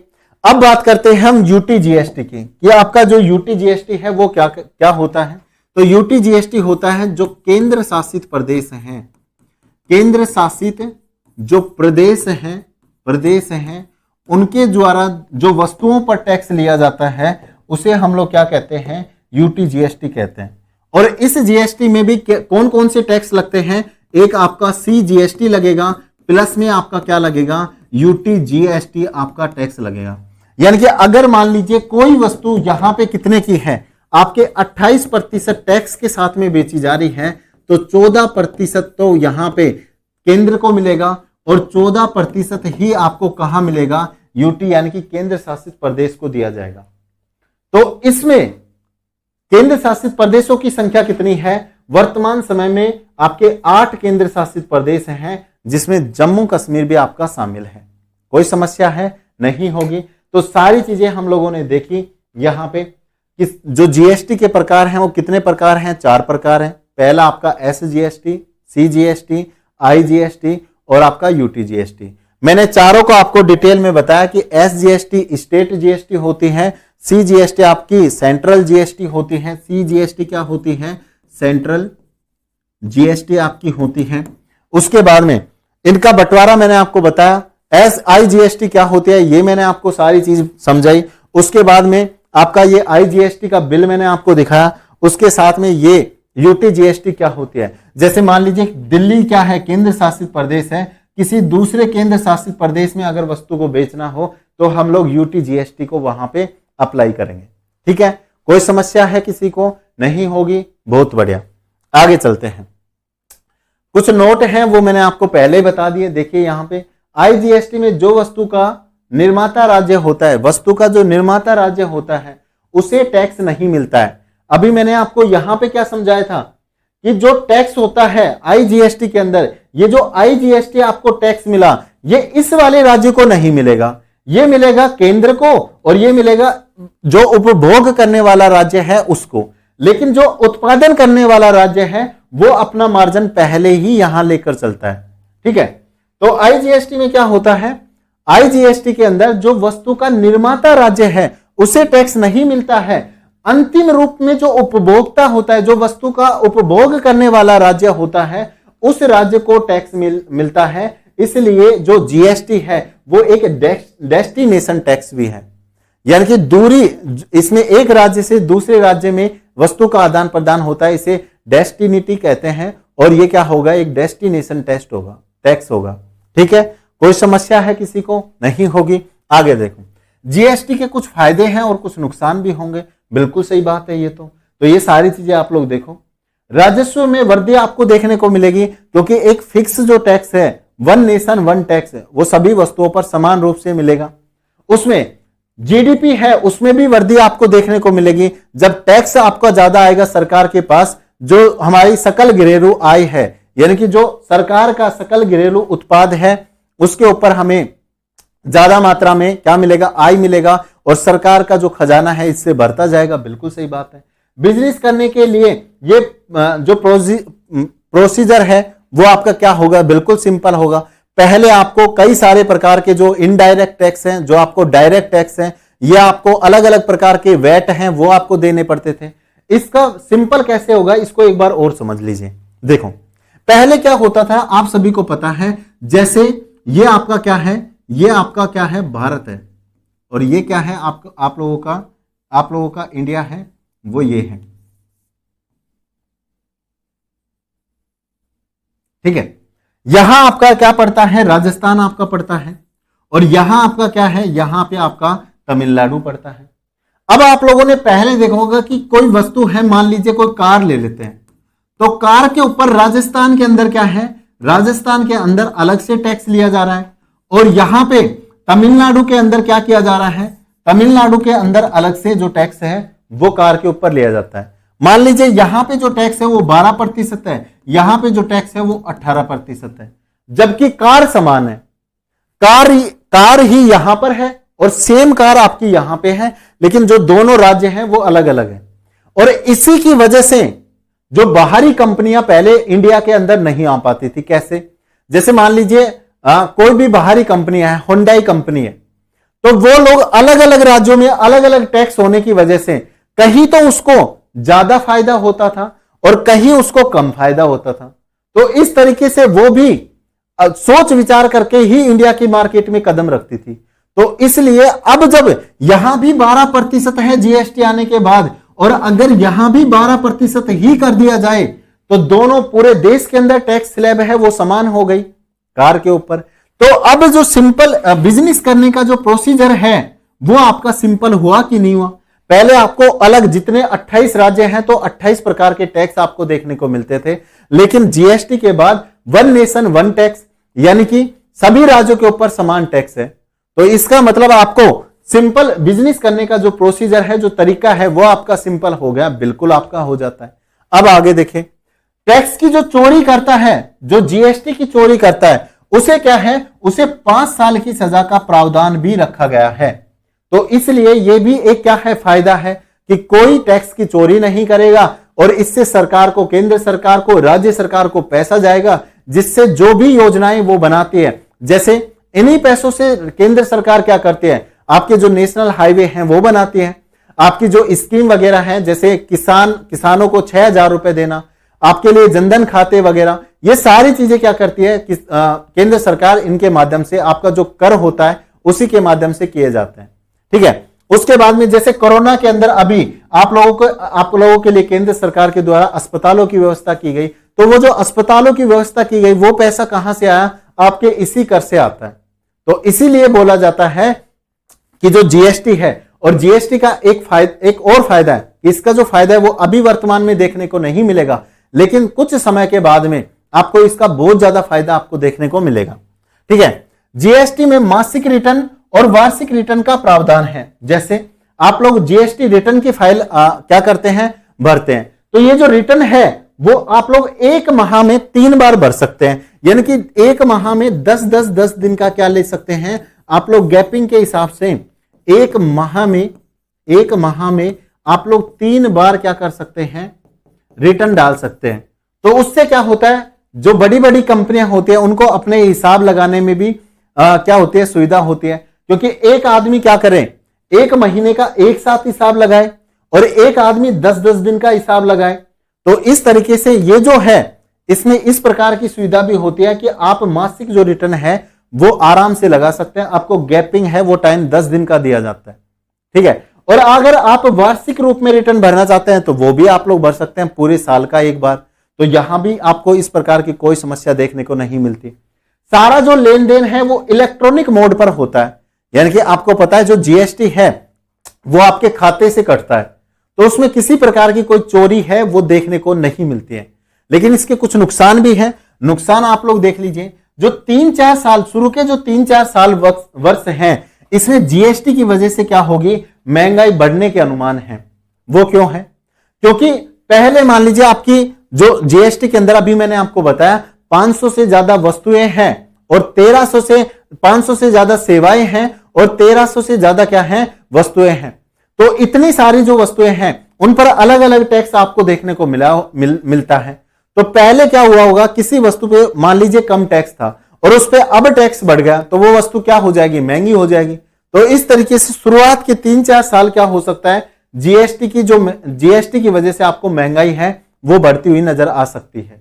उसके बाद में बड़े बड़े व्यापारियों को भी इसका असर देखने को मिल सकता है, उसके कामकाज पर भी असर देखने को मिल सकता है।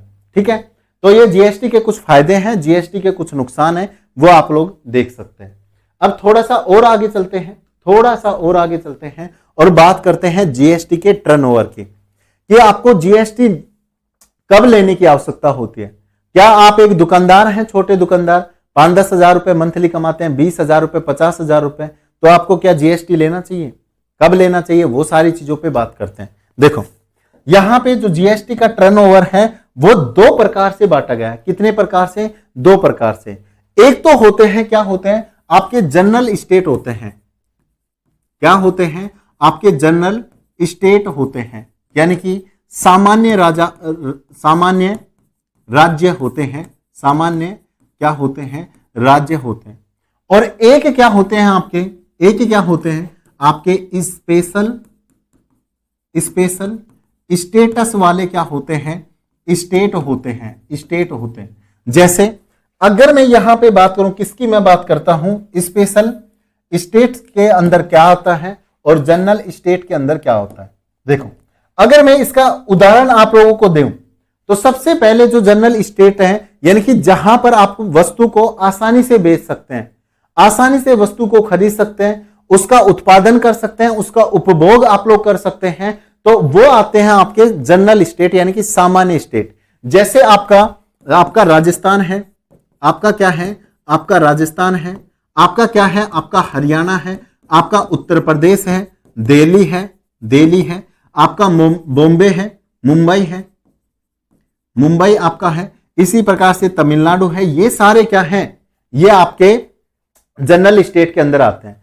लेकिन स्पेशल स्टेटस वाले स्टेट कौन से हो गए, इसके अंदर आपके टोटल कुल कितने स्टेट आते हैं, कुल 11 स्टेट आपके आते हैं। और इधर कितने स्टेट आपके आते हैं, 17 स्टेट आपके आते हैं। अगर यूनियन टेरिटरी को भी अगर मैं मिला लेता हूं, तो इधर मैं सामान्य स्टेट की बात कर, इसको हटा दीजिए एक बार, क्योंकि इसमें फिर यूनियन टेरिटरी मिलाएंगे तो इस 11 के अंदर 2-3 यूनियन टेरिटरी भी हैं। ठीक है, तो इसमें कुल कितने आते हैं, कुल 11 राज्य हमारे आते हैं। तो जैसे कौन से राज्य, जैसे आपका क्या हो गया, अरुणाचल प्रदेश हो गया, अरुणाचल प्रदेश हो गया, आपका मेघालय हो गया, मेघालय आपका हो गया। ठीक है, आपका मणिपुर हो गया, यानी कि जितने भी पहाड़ी क्षेत्र हैं जहां पर आप लोग आसानी तरीके से सुविधाओं का आदान प्रदान नहीं कर सकते, वो सारे स्टेट किस में आते हैं, स्पेशल स्टेट्स के अंदर आते हैं। ठीक है, अब मैं आप लोगों को इन दोनों में अंतर है वो आप लोगों को बताता हूं कि जीएसटी टर्नओवर से क्या मतलब है। देखो जितने भी आपके सामान्य स्टेट हैं उसमें पहले क्या कंडीशन थी, पहले कंडीशन थी कि अगर आपका साल का जो टर्नओवर है, जो आपका साल का टर्नओवर है, अगर वो 20 लाख रुपए तक है, 20 लाख रुपए तक, तो आपको जीएसटी नंबर है वो आपको लेना पड़ेगा। क्या लेना पड़ेगा, जीएसटी नंबर आपको लेना पड़ेगा। लेकिन अब इसे बदलकर कब बदला गया है, आपको जनवरी 2019 के बाद, यानी कि पहले के अगर मैं स्टेटस देखूं तो इन स्टेट्स को, जब जनरल स्टेट आते हैं हरियाणा, यूपी, राजस्थान, इनको अपना साल का टर्नओवर 20 लाख रुपए करना होता था। तो अगर 20 लाख टर्नओवर है तो आप जीएसटी को ले सकते हैं। ठीक है, लेकिन 2019 के बाद में इसमें संशोधन किया गया और संशोधन करने के बाद में क्या कहा गया कि ये जो राज्य हैं आपके, अब साल में अगर इनका टर्नओवर, क्या अगर एक साल के अंदर इनका टर्नओवर अगर 40 लाख रुपए है तो आप लोग क्या कर सकते हैं, फिर जीएसटी को अप्लाई कर सकते हैं। 40 लाख से नीचे अगर टर्नओवर है तो आपको जीएसटी नहीं मिलेगा। ठीक है, तो ये पहले की कंडीशन है, ये अब की कंडीशन है, आप लोग देख सकते हैं।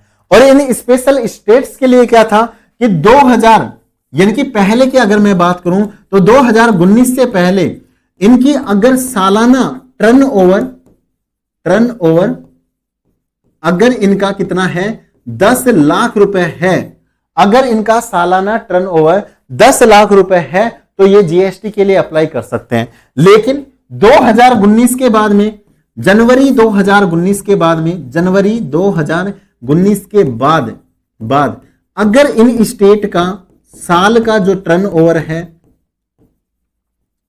साल का जो टर्नओवर है अगर वो 20 लाख से ऊपर है तो ही आप जीएसटी के लिए अप्लाई कर सकते हैं। तो ये क्या है, जीएसटी के लिए टर्नओवर की बात कही गई है। ये आपसे पूछी जा सकती है कि मान लीजिए आपसे डायरेक्ट पूछा गया, बताइए मणिपुर के लिए जीएसटी टर्नओवर साल के अनुसार कितना है, तो आपको बताना पड़ेगा अब कितना है 20 लाख। अगर आपसे यह पूछा जाए कि 2019 से पहले मणिपुर के लिए जीएसटी टर्नओवर साल का कितना है, तो वो आपको बताना पड़ेगा 10 लाख रुपए। ठीक है, कोई समस्या है नहीं होगी। उसके बाद में जो अगर आपसे यह पूछा जाए तो ये आप लोग बता सकते हैं, यहां पे आप लोगों को कोई भी दिक्कत नहीं आएगी। और ये जो टर्नओवर है इसका डिसाइड किसके द्वारा किया जाता है, इसको डिसाइड किसके द्वारा किया जाता है, जीएसटी परिषद के द्वारा इसको डिसाइड किया जाता है। किसके द्वारा, जीएसटी परिषद के द्वारा किया जाता है। तो ये सारी चीजें आप लोग क्या रखेंगे, यहां पे आप लोग याद रखें। तो सारी चीजें मैंने आप लोगों को बताई कि यहां पर जो जीएसटी के फायदे क्या है, नुकसान क्या है और जीएसटी का टर्नओवर क्या होता है, वो सारी चीजें मैंने आपको बताई। एक बार ये जो जीएसटी का टर्नओवर है वो चीजें हम लोग और देख लेते हैं कि जो आपका जीएसटी नंबर होता है वो क्या होता है, जीएसटी नंबर हमें क्या क्यों चाहिए, तो वो मैंने आपको बता दिया। ठीक है, अब जीएसटी का नंबर की बात कर लेते हैं। तो जो जीएसटी का नंबर होता है उसमें टोटल अंक कितने होते हैं, 15 अंकों का ये जीएसटी नंबर आपको देखने को मिलता है। कितने अंकों का, 15 अंकों का। जैसे आप लोगों ने देखा होगा ना, जो आपका आधार कार्ड है, जैसे आपका जो आधार कार्ड है, आधार कार्ड वो कितने अंकों का होता है, जल्दी से कमेंट करके बताओ। और आपका जो पैन कार्ड है वो कितने नंबर का होता है, पैन कार्ड ये कितने अंकों का होता है, ये आप लोग मुझे बताओ। तो आप लोगों ने देखा होगा कि जो आपका आधार कार्ड है वो 12 अंक का होता है या 12 डिजिट का वो होता है। और जो आपका पैन कार्ड है वो आपने देखा होगा कि 10 डिजिट का आपका पैन कार्ड होता है। 10 क्या होता है, डिजिट का आपका पैन कार्ड होता है। तो इसी तरीके से जीएसटी जो नंबर होता है उसमें टोटल कितने अंक होते हैं, आपके 15 अंकों का जीएसटी होता है। ठीक है, और इसमें ये जैसे ये यहां पे एक एग्जांपल दिया गया है, तो इसके माध्यम से अगर मैं आपको बताऊं तो यहां पे 15 अंक आपके आते हैं, 1 2 3 4 5 6 7 8 9 10 11 12 13 14 और 15 अंक हैं टोटल। इसमें ये जो जीएसटी नंबर है वो हमें क्या क्या शो करता है उसको देखो। शुरुआत के ये जो 2 अंक हैं ये हमारे स्टेट के कोड को बताते हैं कि हमारा स्टेट का कोड क्या है, स्टेट का जो कोड है वो हमारा क्या है। जो बीच के हमारे 10 अंक आते हैं, ये जो 10 अंक हैं हमारे पास, ये 10 अंक क्या बताते हैं, 10 अंक ये हमारे कार्ड जो पैन कार्ड होता है उसके नंबर होते हैं। जो क्योंकि जीएसटी रजिस्ट्रेशन आप लोग करवाओगे तो वहां पे पैन कार्ड लगेगा, तो यहां ये जो 10 अंक हैं ये आपके पैन कार्ड के नंबर होते हैं। और उसके बाद ये जो 3 अंक हैं वो आपके तीनों अलग अलग चीजों को बताते हैं, ये आप लोग यहां पे देख सकते हैं। ठीक है, क्योंकि ये काम के नहीं है ना पूछे जाते हैं, लेकिन फिर भी मैंने आपको बताया याद करने के लिए कि जो जीएसटी का नंबर है वो आपका 15 अंकों का होता है। कितने अंकों का होता है, 15 अंकों का होता है। और ये जो जीएसटी है वो किसके द्वारा आपको प्रोवाइड करवाया जाता है, ये जो 15 अंकों का नंबर है ये किसके द्वारा प्रोवाइड करवाया जाता है, तो ये आपका गुड्स एंड सर्विस नेटवर्क के द्वारा क्या किया जाता है, आपको प्रोवाइड करवाया जाता है। किसके द्वारा, goods and service tax network को। और ये क्या है, ये एक कंपनी है, कंपनी सरकार की एक कंपनी है, goods and service tax network. तो ये कंपनी है, इसका शॉर्ट नेम क्या होगा, इसका शॉर्ट नेम होता है जीएसटीएन। और ये भी आप लोगों ने लिखा हुआ देखा होगा कई जगह पे जीएसटीएन। तो जी से GST goods and service tax और एन से क्या बनता है, एन से नेटवर्क बनता है, तो इसका शॉर्ट नेम क्या होगा, जीएसटीएन। और ये जो जीएसटी है वो आपको क्या मिलता है, ये जो जीएसटी का हमें नंबर कहां से मिलता है, ये आपका जीएसटीएन जो कंपनी है इससे आपको प्रोवाइड करवाया जाता है। तो यहां पे आप लोगों को पूछा जाए कि जीएसटी में कितने अंकों का नंबर होता है, 15 अंकों का होता है, ये जो 15 अंकों का जीएसटी रजिस्ट्रेशन नंबर है वो आपको कहां से मिलता है? वो आपको जीएसटीएन कंपनी से मिलता है, यानी कि goods and service tax network company से आपको ये दिया जाता है। ठीक है, तो यहां तक कोई समस्या है? मुझे आप लोग एक बार बता दीजिए, जल्दी से कमेंट करो और मुझे बताओ कि यहां तक आपको कोई भी समस्या अगर है तो। आगे चलते हैं। अब बात करेंगे किसकी? जीएसटी परिषद की। कि आपकी जो जीएसटी परिषद है वो क्या होती है। तो सबसे पहली बात मैंने आपको बताया कि संविधान के अंदर 279A के अंदर जीएसटी परिषद को क्या किया गया है? संविधान के अंदर जोड़ा गया है।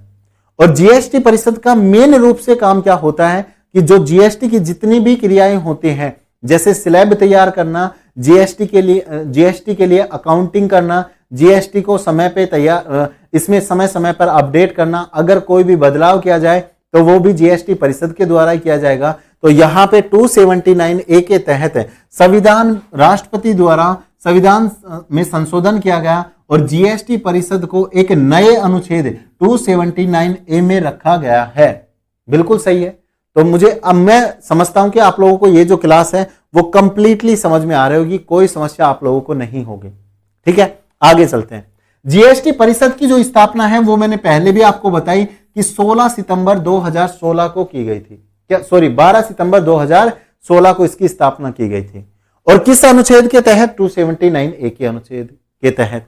ठीक है, जीएसटी परिषद केंद्र और राज्यों दोनों का एक संयुक्त मंच है। अब ये ऐसा नहीं है कि आप केवल जीएसटी परिषद के माध्यम से वो केंद्र सरकार की ही बातों को सुनेगी, केवल राज्य सरकार की बातों को ही सुनेगी। जीएसटी परिषद के द्वारा मान लीजिए कोई राज्य मतलब गलत तरीके से जीएसटी पे कर रहा है, या फिर कोई राज्य जीएसटी से संतुष्ट नहीं है, तो उन सभी समस्याओं का समाधान भी किसके द्वारा किया जाएगा? जीएसटी परिषद के द्वारा ही किया जाता है। जीएसटी परिषद का जो सचिवालय है, जो हेडक्वार्टर है, वो कहां पर है? नई दिल्ली के अंदर है। और इसमें टोटल सदस्यों की संख्या कितनी है? कुल सदस्यों की संख्या यहां पर 33 होती है। सबसे पहले जीएसटी परिषद के जो सदस्य संख्या है उसको समझते हैं। जल्दी से आप लोग आ जाइए। अगर मैं यहां पे बात करूं जीएसटी काउंसिल की, यानी कि जीएसटी परिषद की अगर मैं बात करता हूं, जीएसटी परिषद की बात करता हूं, तो इसे दो भागों में मैं बांटता हूं। किस किस तरीके से? अगर मैं इसके पहला भाग देखूं तो वो हमारा आता है सेंट्रल गवर्नमेंट के अधीन, और दूसरा भाग इसके किसके अधीन आएगा? स्टेट गवर्नमेंट के अधीन ये भाग है, वो हमारा आता है। बिल्कुल आता है। तो इस परिषद में टोटल कितने सदस्य हैं? 33 सदस्यों की ये एक कमेटी होती है। इसमें 33 सदस्य भाग लेते हैं। बिल्कुल सही है, कोई समस्या है? नहीं होगी। ये 33 सदस्य आपके किस किस प्रकार से हैं? देखो, केंद्र सरकार की तरफ से एक हमारे जो भारत के वित्त मंत्री हैं वो इस समिति में लाए जाते हैं, और इस समिति के जो अध्यक्ष हैं, यानी कि अगर मैं यहां पे लिखना चाहूं कि जीएसटी परिषद के अध्यक्ष कौन होगा? जीएसटी परिषद का जो अध्यक्ष है वो हमारा होगा भारत का वित्त मंत्री होगा। जीएसटी परिषद का अध्यक्ष क्या होता है? वो हमारा भारत का वित्त मंत्री होगा। यानी कि अगर मैं प्रेसिडेंट की बात करूं तो जीएसटी प्रेसिडेंट कौन होगा? भारत का वित्त मंत्री होगा। लेकिन अगर मैं वाइस प्रेसिडेंट की बात करूं तो वो कौन होगा? उसकी भी बात करेंगे। ठीक है। दूसरा, इसमें सदस्य केंद्र सरकार की तरफ से कौन होता है? Union minister of state finance. यानी कि जो जितने भी जैसे आपके राज्य हैं, इन सबका भी अपना क्या होगा? एक फाइनेंस मिनिस्टर होगा, और उन सभी फाइनेंस मिनिस्टर के ऊपर एक संघ के रूप में क्या होगा? एक यूनियन बनाई जाएगी उन सभी फाइनेंस मिनिस्टर की। तो जितने भी आपके स्टेट हैं, 28 आपके स्टेट हैं, 3 यूनियन टेरिटरी ऐसी हैं जिसमें क्या है? विधानसभा है, तो उनके भी क्या होंगे? उनके भी फाइनेंस मिनिस्टर होंगे। और इन सभी फाइनेंस मिनिस्टरों के ऊपर एक क्या होगा? इनका एक समूह बनाया जाएगा जिसका एक हेड होगा। उसे हम लोग क्या बोलेंगे? उसे हम लोग यूनियन मिनिस्टर बोलेंगे। और ये किसका होगा? स्टेट फाइनेंस मिनिस्टर का होगा। किसका होगा? स्टेट फाइनेंस मिनिस्टरों का एक हेड होगा। तो यहां पे सभी राज्यों के वित्त मंत्रियों के समूह का जो प्रधान है वो केंद्र सरकार की ओर से चुना जाता है। तो देखो, 2 व्यक्ति तो यहां पे आपके हो जाते हैं। कौन कौन? एक भारत का वित्त मंत्री है, वो जीएसटी परिषद का अध्यक्ष होगा वो, और दूसरा व्यक्ति कौन होगा, जो समूह बनाया जाएगा इनका फाइनेंस मिनिस्टर का, उस समूह का क्या होगा, प्रधान होगा। यानी कि दो व्यक्ति, दो सदस्य तो आपके यहां से आ जाते हैं। यहां से कितने आ जाते, मैं ऊपर इसको लिख देता हूं। तो सेंट्रल गवर्नमेंट से आपको क्या मिलते हैं, दो सदस्य आपको यहां से मिल जाते हैं, दो सदस्य आप लोगों को यहां से मिलते हैं, बिल्कुल सही है। उसके बाद अगर मैं यहां पे आता हूं स्टेट गवर्नमेंट की तरफ से, तो जितने भी आपके स्टेट हैं वहां से आपको एक वित्त मंत्री मिलेगा। तो टोटल 28 वित्त मंत्री तो आपके 28 स्टेट से हो गए। और उसके बाद 8 आपके क्या हैं, केंद्र शासित प्रदेश है। लेकिन इन 8 केंद्र शासित प्रदेशों में केवल 3 ही स्टेट ऐसे हैं जहां पे विधानसभा है, लेजिस्लेटिव असेंबली है। आपकी पहली जो लेजिस्लेटिव असेंबली है, विधानसभा, वो आपकी कहां है, दिल्ली के अंदर। दूसरी आपकी पांडिचेरी के अंदर, और तीसरी आपकी जम्मू कश्मीर के अंदर। तो 3 सदस्य यहां से आपके आ जाते हैं, 3 सदस्य यहां से आपके आ गए, और 28 सदस्य आपके 28 राज्यों से आ गए, 28 सदस्य आपके 28 राज्यों से आ गए। तो टोटल इस प्रकार से जो स्टेट गवर्नमेंट है वहां से कितने सदस्य आपको मिल जाते हैं, टोटल 31 सदस्य आपको यहां से मिल जाते हैं। कितने सदस्य, 31 सदस्य आपको मिल जाते हैं। तो 31 सदस्य तो स्टेट की तरफ से, और 2 सदस्य आपको केंद्र की तरफ से। तो यहां पे टोटल सदस्य कितने हो जाते हैं, आपके 33 सदस्यों की ये कमेटी होती है, ये परिषद होती है, काउंसलिंग आपके होते, काउंसिल आपकी होती है। तो मुझे बताओ आप लोगों को समझ में आ रहा है कि नहीं, सारी चीजें समझ में आ रही है? बिल्कुल बिल्कुल प्यार से मैं आपको समझा रहा हूं। अब यहां पे अब मुझे बताओ, आप लोग बोलोगे कि सर यहां तो केवल 2 ही व्यक्ति हैं, और यहां पे 31 व्यक्ति हैं, 31 सदस्य हैं।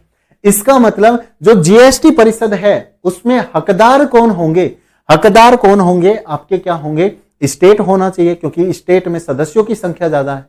लेकिन यहां पे ऐसा नहीं होता। इनके जो, अगर मैं बहुमत की बात करूं तो टोटल, एक पेज और नया ले लेते हैं हम लोग। यहां पे अगर मैं बात करूं किसकी, जीएसटी परिषद की अगर मैं बात करूं तो यहां पर आपको सेंट्रल गवर्नमेंट की तरफ से, सेंट्रल गवर्नमेंट की तरफ से क्या होगा, जो 33 सदस्य होते हैं, 33 सदस्य होते हैं, इनकी जो वैल्यू कितनी होती है, इनकी वैल्यू होती है 33%। कितनी होती है, 33% इनकी वैल्यू होती है, 33% इनकी वैल्यू होती है। उसके बाद अगर मैं बात करूं, किसकी बात करता हूं मैं, स्टेट गवर्नमेंट की अगर मैं बात करूं, स्टेट गवर्नमेंट की अगर मैं बात करूं, तो यहां पर स्टेट गवर्नमेंट के अंदर टोटल कितने सदस्य होते हैं, टोटल आपके 31 सदस्य होते हैं, क्योंकि जीएसटी परिषद में टोटल कितने सदस्य हैं, 33 सदस्यों की ये क्या है, एक समिति है।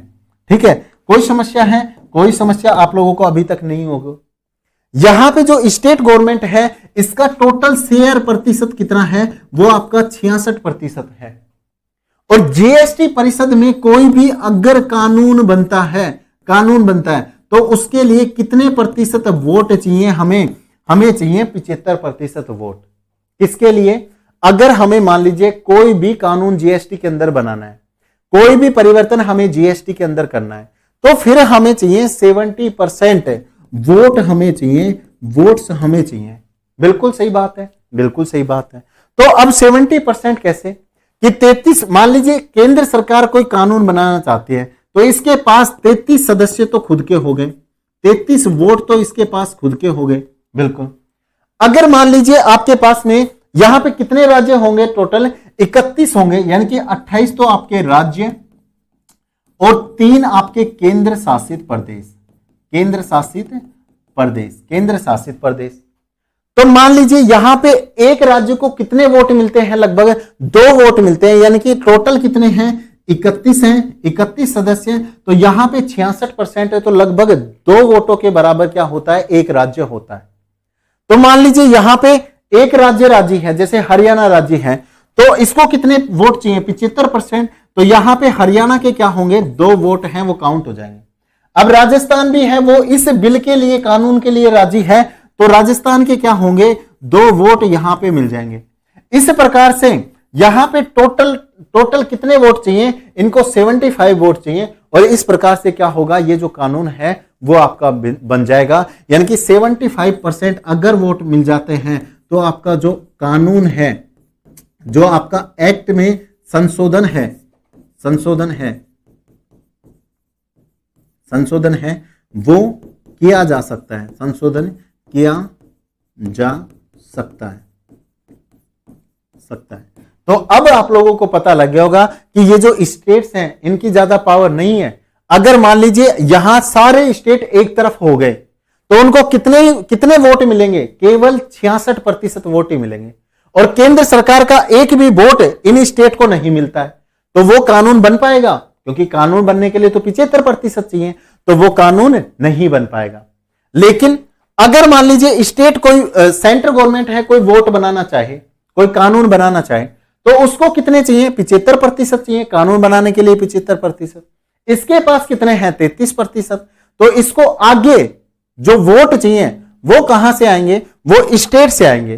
तो फिर केंद्र सरकार को सभी स्टेट से क्या करनी पड़ेगी? मंजूरी लेनी पड़ेगी। तो कम से कम इतने स्टेट तो इसमें राजी होने चाहिए कि ये जो आंकड़ा 33% है वो 75 पहुंच जाए और केंद्र सरकार के द्वारा क्या कर दिया जाए? ये कानून बना दिया जाए।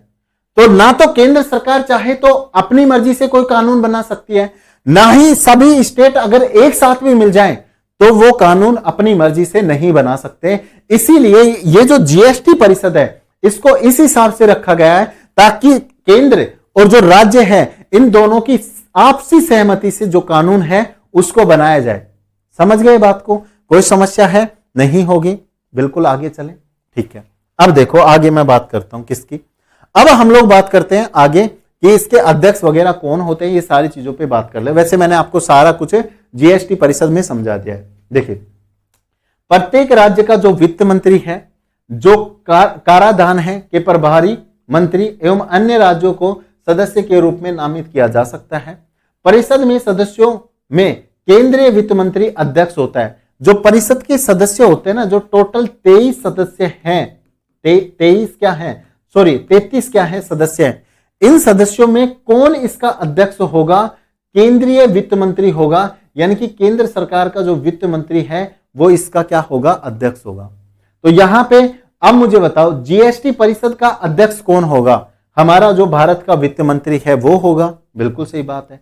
जीएसटी परिषद के पहले वित्त मंत्री कौन है? तो जो 2016 में जीएसटी परिषद बनाई गई थी, कब बनाई गई?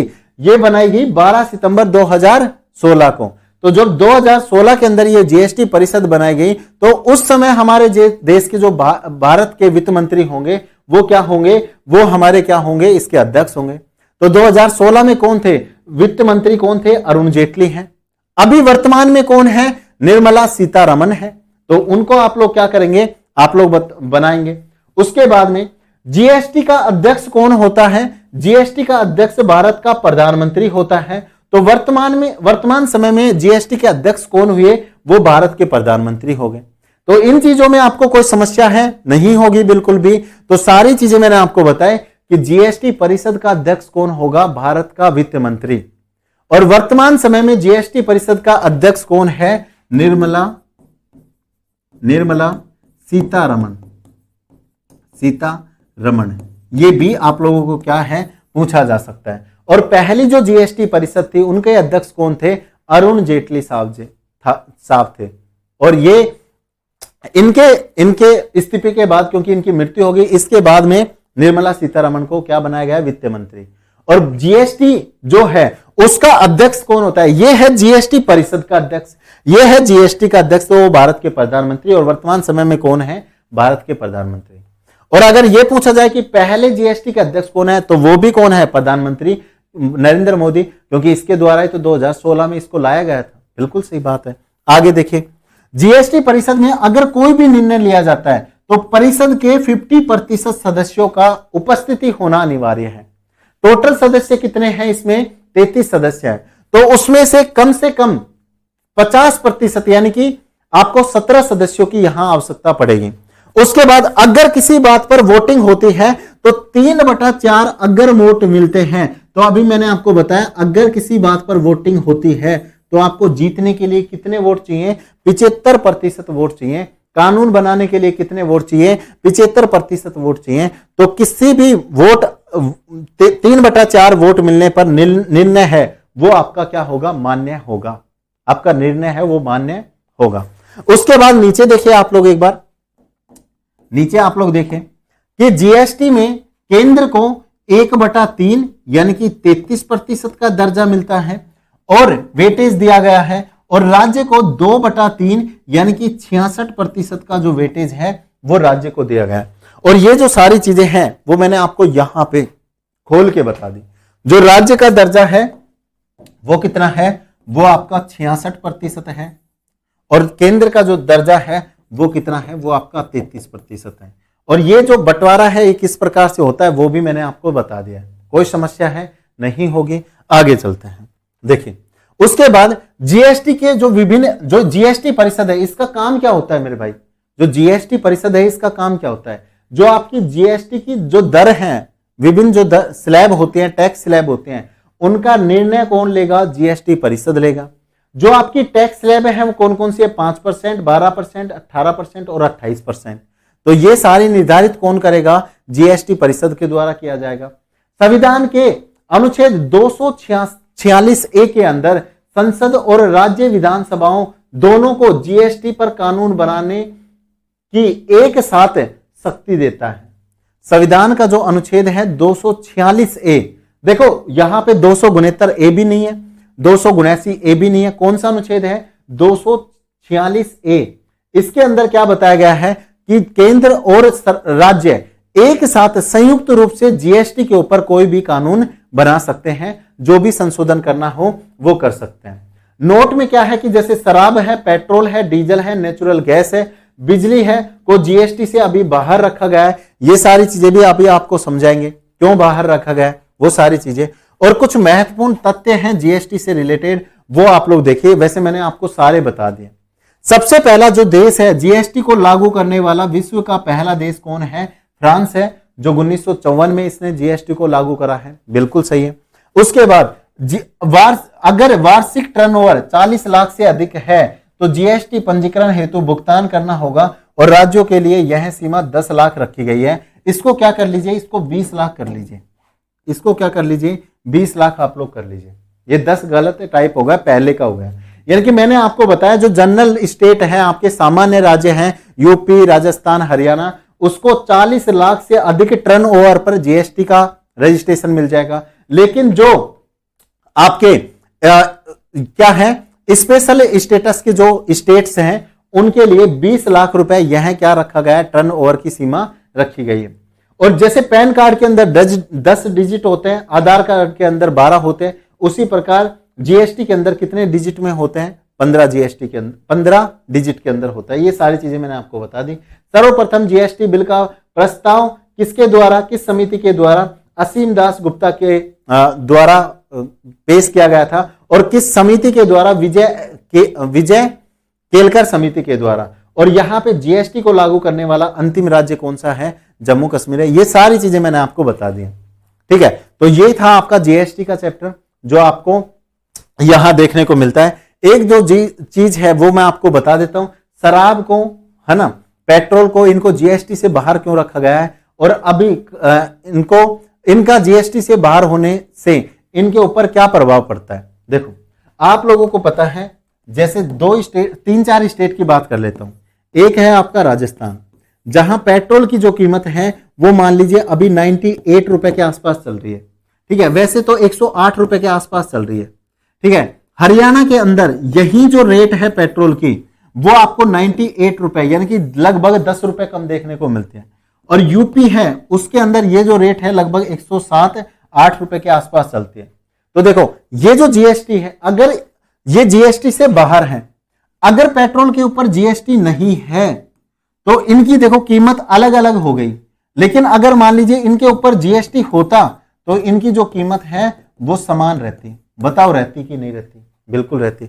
इसी प्रकार शराब है कि अगर यह जीएसटी से बाहर है तो इसकी प्रत्येक राज्य के अंदर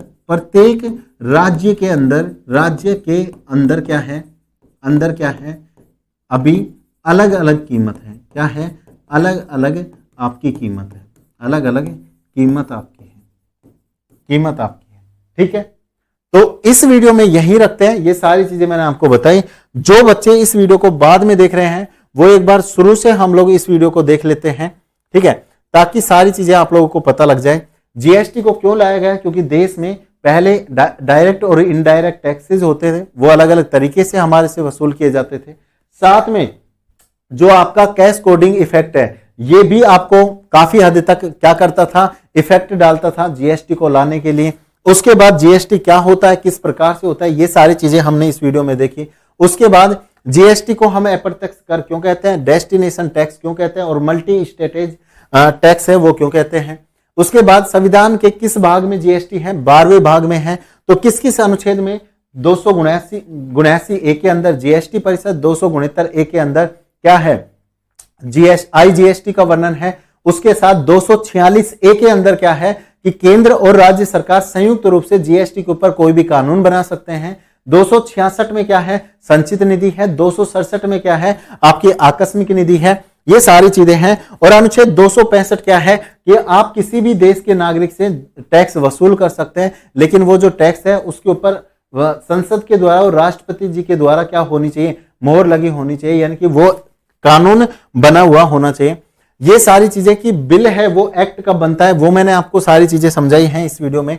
वर्तमान समय में यहां पे सारी चीजें मैंने आपको समझाई। वर्तमान समय में आपके जो राज्य हैं, केंद्र शासित प्रदेश हैं, इसमें किस किस प्रकार की सीमाएं हैं। यहां पे पहला जो राज्य है वो असम है, जिसने जीएसटी को अपनाया। अंतिम जो राज्य है जम्मू कश्मीर है, केंद्र शासित प्रदेश दे तो भी जम्मू कश्मीर है।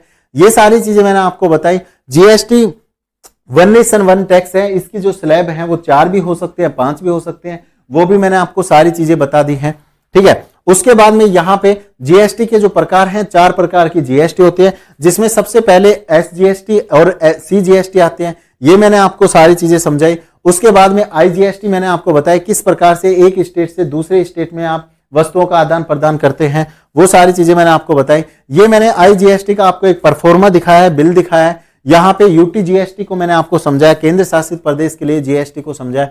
यहाँ पे जीएसटी के फायदे और नुकसान मैंने आपको बताए। यहाँ पे जीएसटी का जो टर्नओवर है, जिस हिसाब से यहाँ पे आप जीएसटी नंबर ले सकते हैं, वो सारी चीजें मैंने आपको बताई। जीएसटी नंबर है वो कौन प्रोवाइड करवाता है, ये सारी चीजें मैंने आपको बताई। और ये जीएसटी एन होता है, वो क्या होता है, कंपनी, वो मैंने आपको बताया। यहाँ पे आपके जीएसटी परिषद की बात करते हैं कि 279 ए के अंदर जीएसटी परिषद को रखा गया है। साथ में ये सारी चीजें मैंने आपको बताई कि जो जीएसटी परिषद है वो किस प्रकार से केंद्र और राज्य के बीच में विभाजित होती है, किस प्रकार से इनके सदस्यों की संख्या होती है, और सदस्यों की जो संख्या है इसमें जो हम इसका शेयर प्रतिशत है 66 और 33, इसको किस प्रकार से रखते हैं। यहां पे मैंने आपको बताया अगर आपको कोई भी कानून बनाना है, कानून बनाना है आपको, तो 75% वोट आपको चाहिए। ये सारी चीजें मैंने आपको बताई। यहां पे मैंने आपको बताया कि ये जो शराब वगैरह है इस पे किस प्रकार से, और ये कुछ महत्वपूर्ण चीजें मैंने आप लोगों को इसमें जीएसटी के अंदर बताई हैं। तो जो बच्चे इस क्लास को यूट्यूब के ऊपर देख रहे हैं, ये हमारा एक स्पेशल कोर्स है, उसके लिए मैं आपको बता देता हूं। ये कोर्स का हमने एक स्पेशल कोर्स है वो इस सीरीज के लिए चलाया हुआ है, जिसे आप लोग क्या कर सकते हैं, आप लोग ज्वाइन कर सकते हैं। स्पेशल दिल्ली पुलिस कांस्टेबल के लिए बैच है, उसमें हम इसी प्रकार के आपको 100 टॉपिक है वो फुल डिटेल के साथ में करवाएंगे। तो अगर आप इस बैच को परचेज करना चाहते हैं तो लास्ट एग्जाम का एप्लीकेशन डाउनलोड करो। ये बैच आपको 1499 रुपए में मिल जाएगा, क्योंकि ये एक स्पेशल बैच है और इसमें सभी सब्जेक्ट की आपकी क्लासें होंगी, मैथ, रीजनिंग, जीके, जीएस सारी क्लासें होंगी। साथ में आपको तीसरे दिन आपको फुल मॉक टेस्ट आपको मिलता है। साथ में आपको सभी सब्जेक्ट के 40,000 क्वेश्चन अलग से मिलते हैं, उनके सभी के अलग अलग सब्जेक्टिव टेस्ट सीरीज आपको अलग से मिलती हैं। और साथ में ये जो स्पेशल टॉपिक है, ये आपको 100 से ज्यादा टॉपिक आपको देखने को मिलेंगे। तो ये बैच परचेज करना चाहते हैं तो नीचे डिस्क्रिप्शन में आपको लिंक दिया गया है, उस पर जाकर इस बैच को आप लोग परचेज कर सकते हैं। तो चलिए मेरे दोस्त, इस वीडियो में इतना ही। जय हिंद, वंदे मातरम, जय जवान।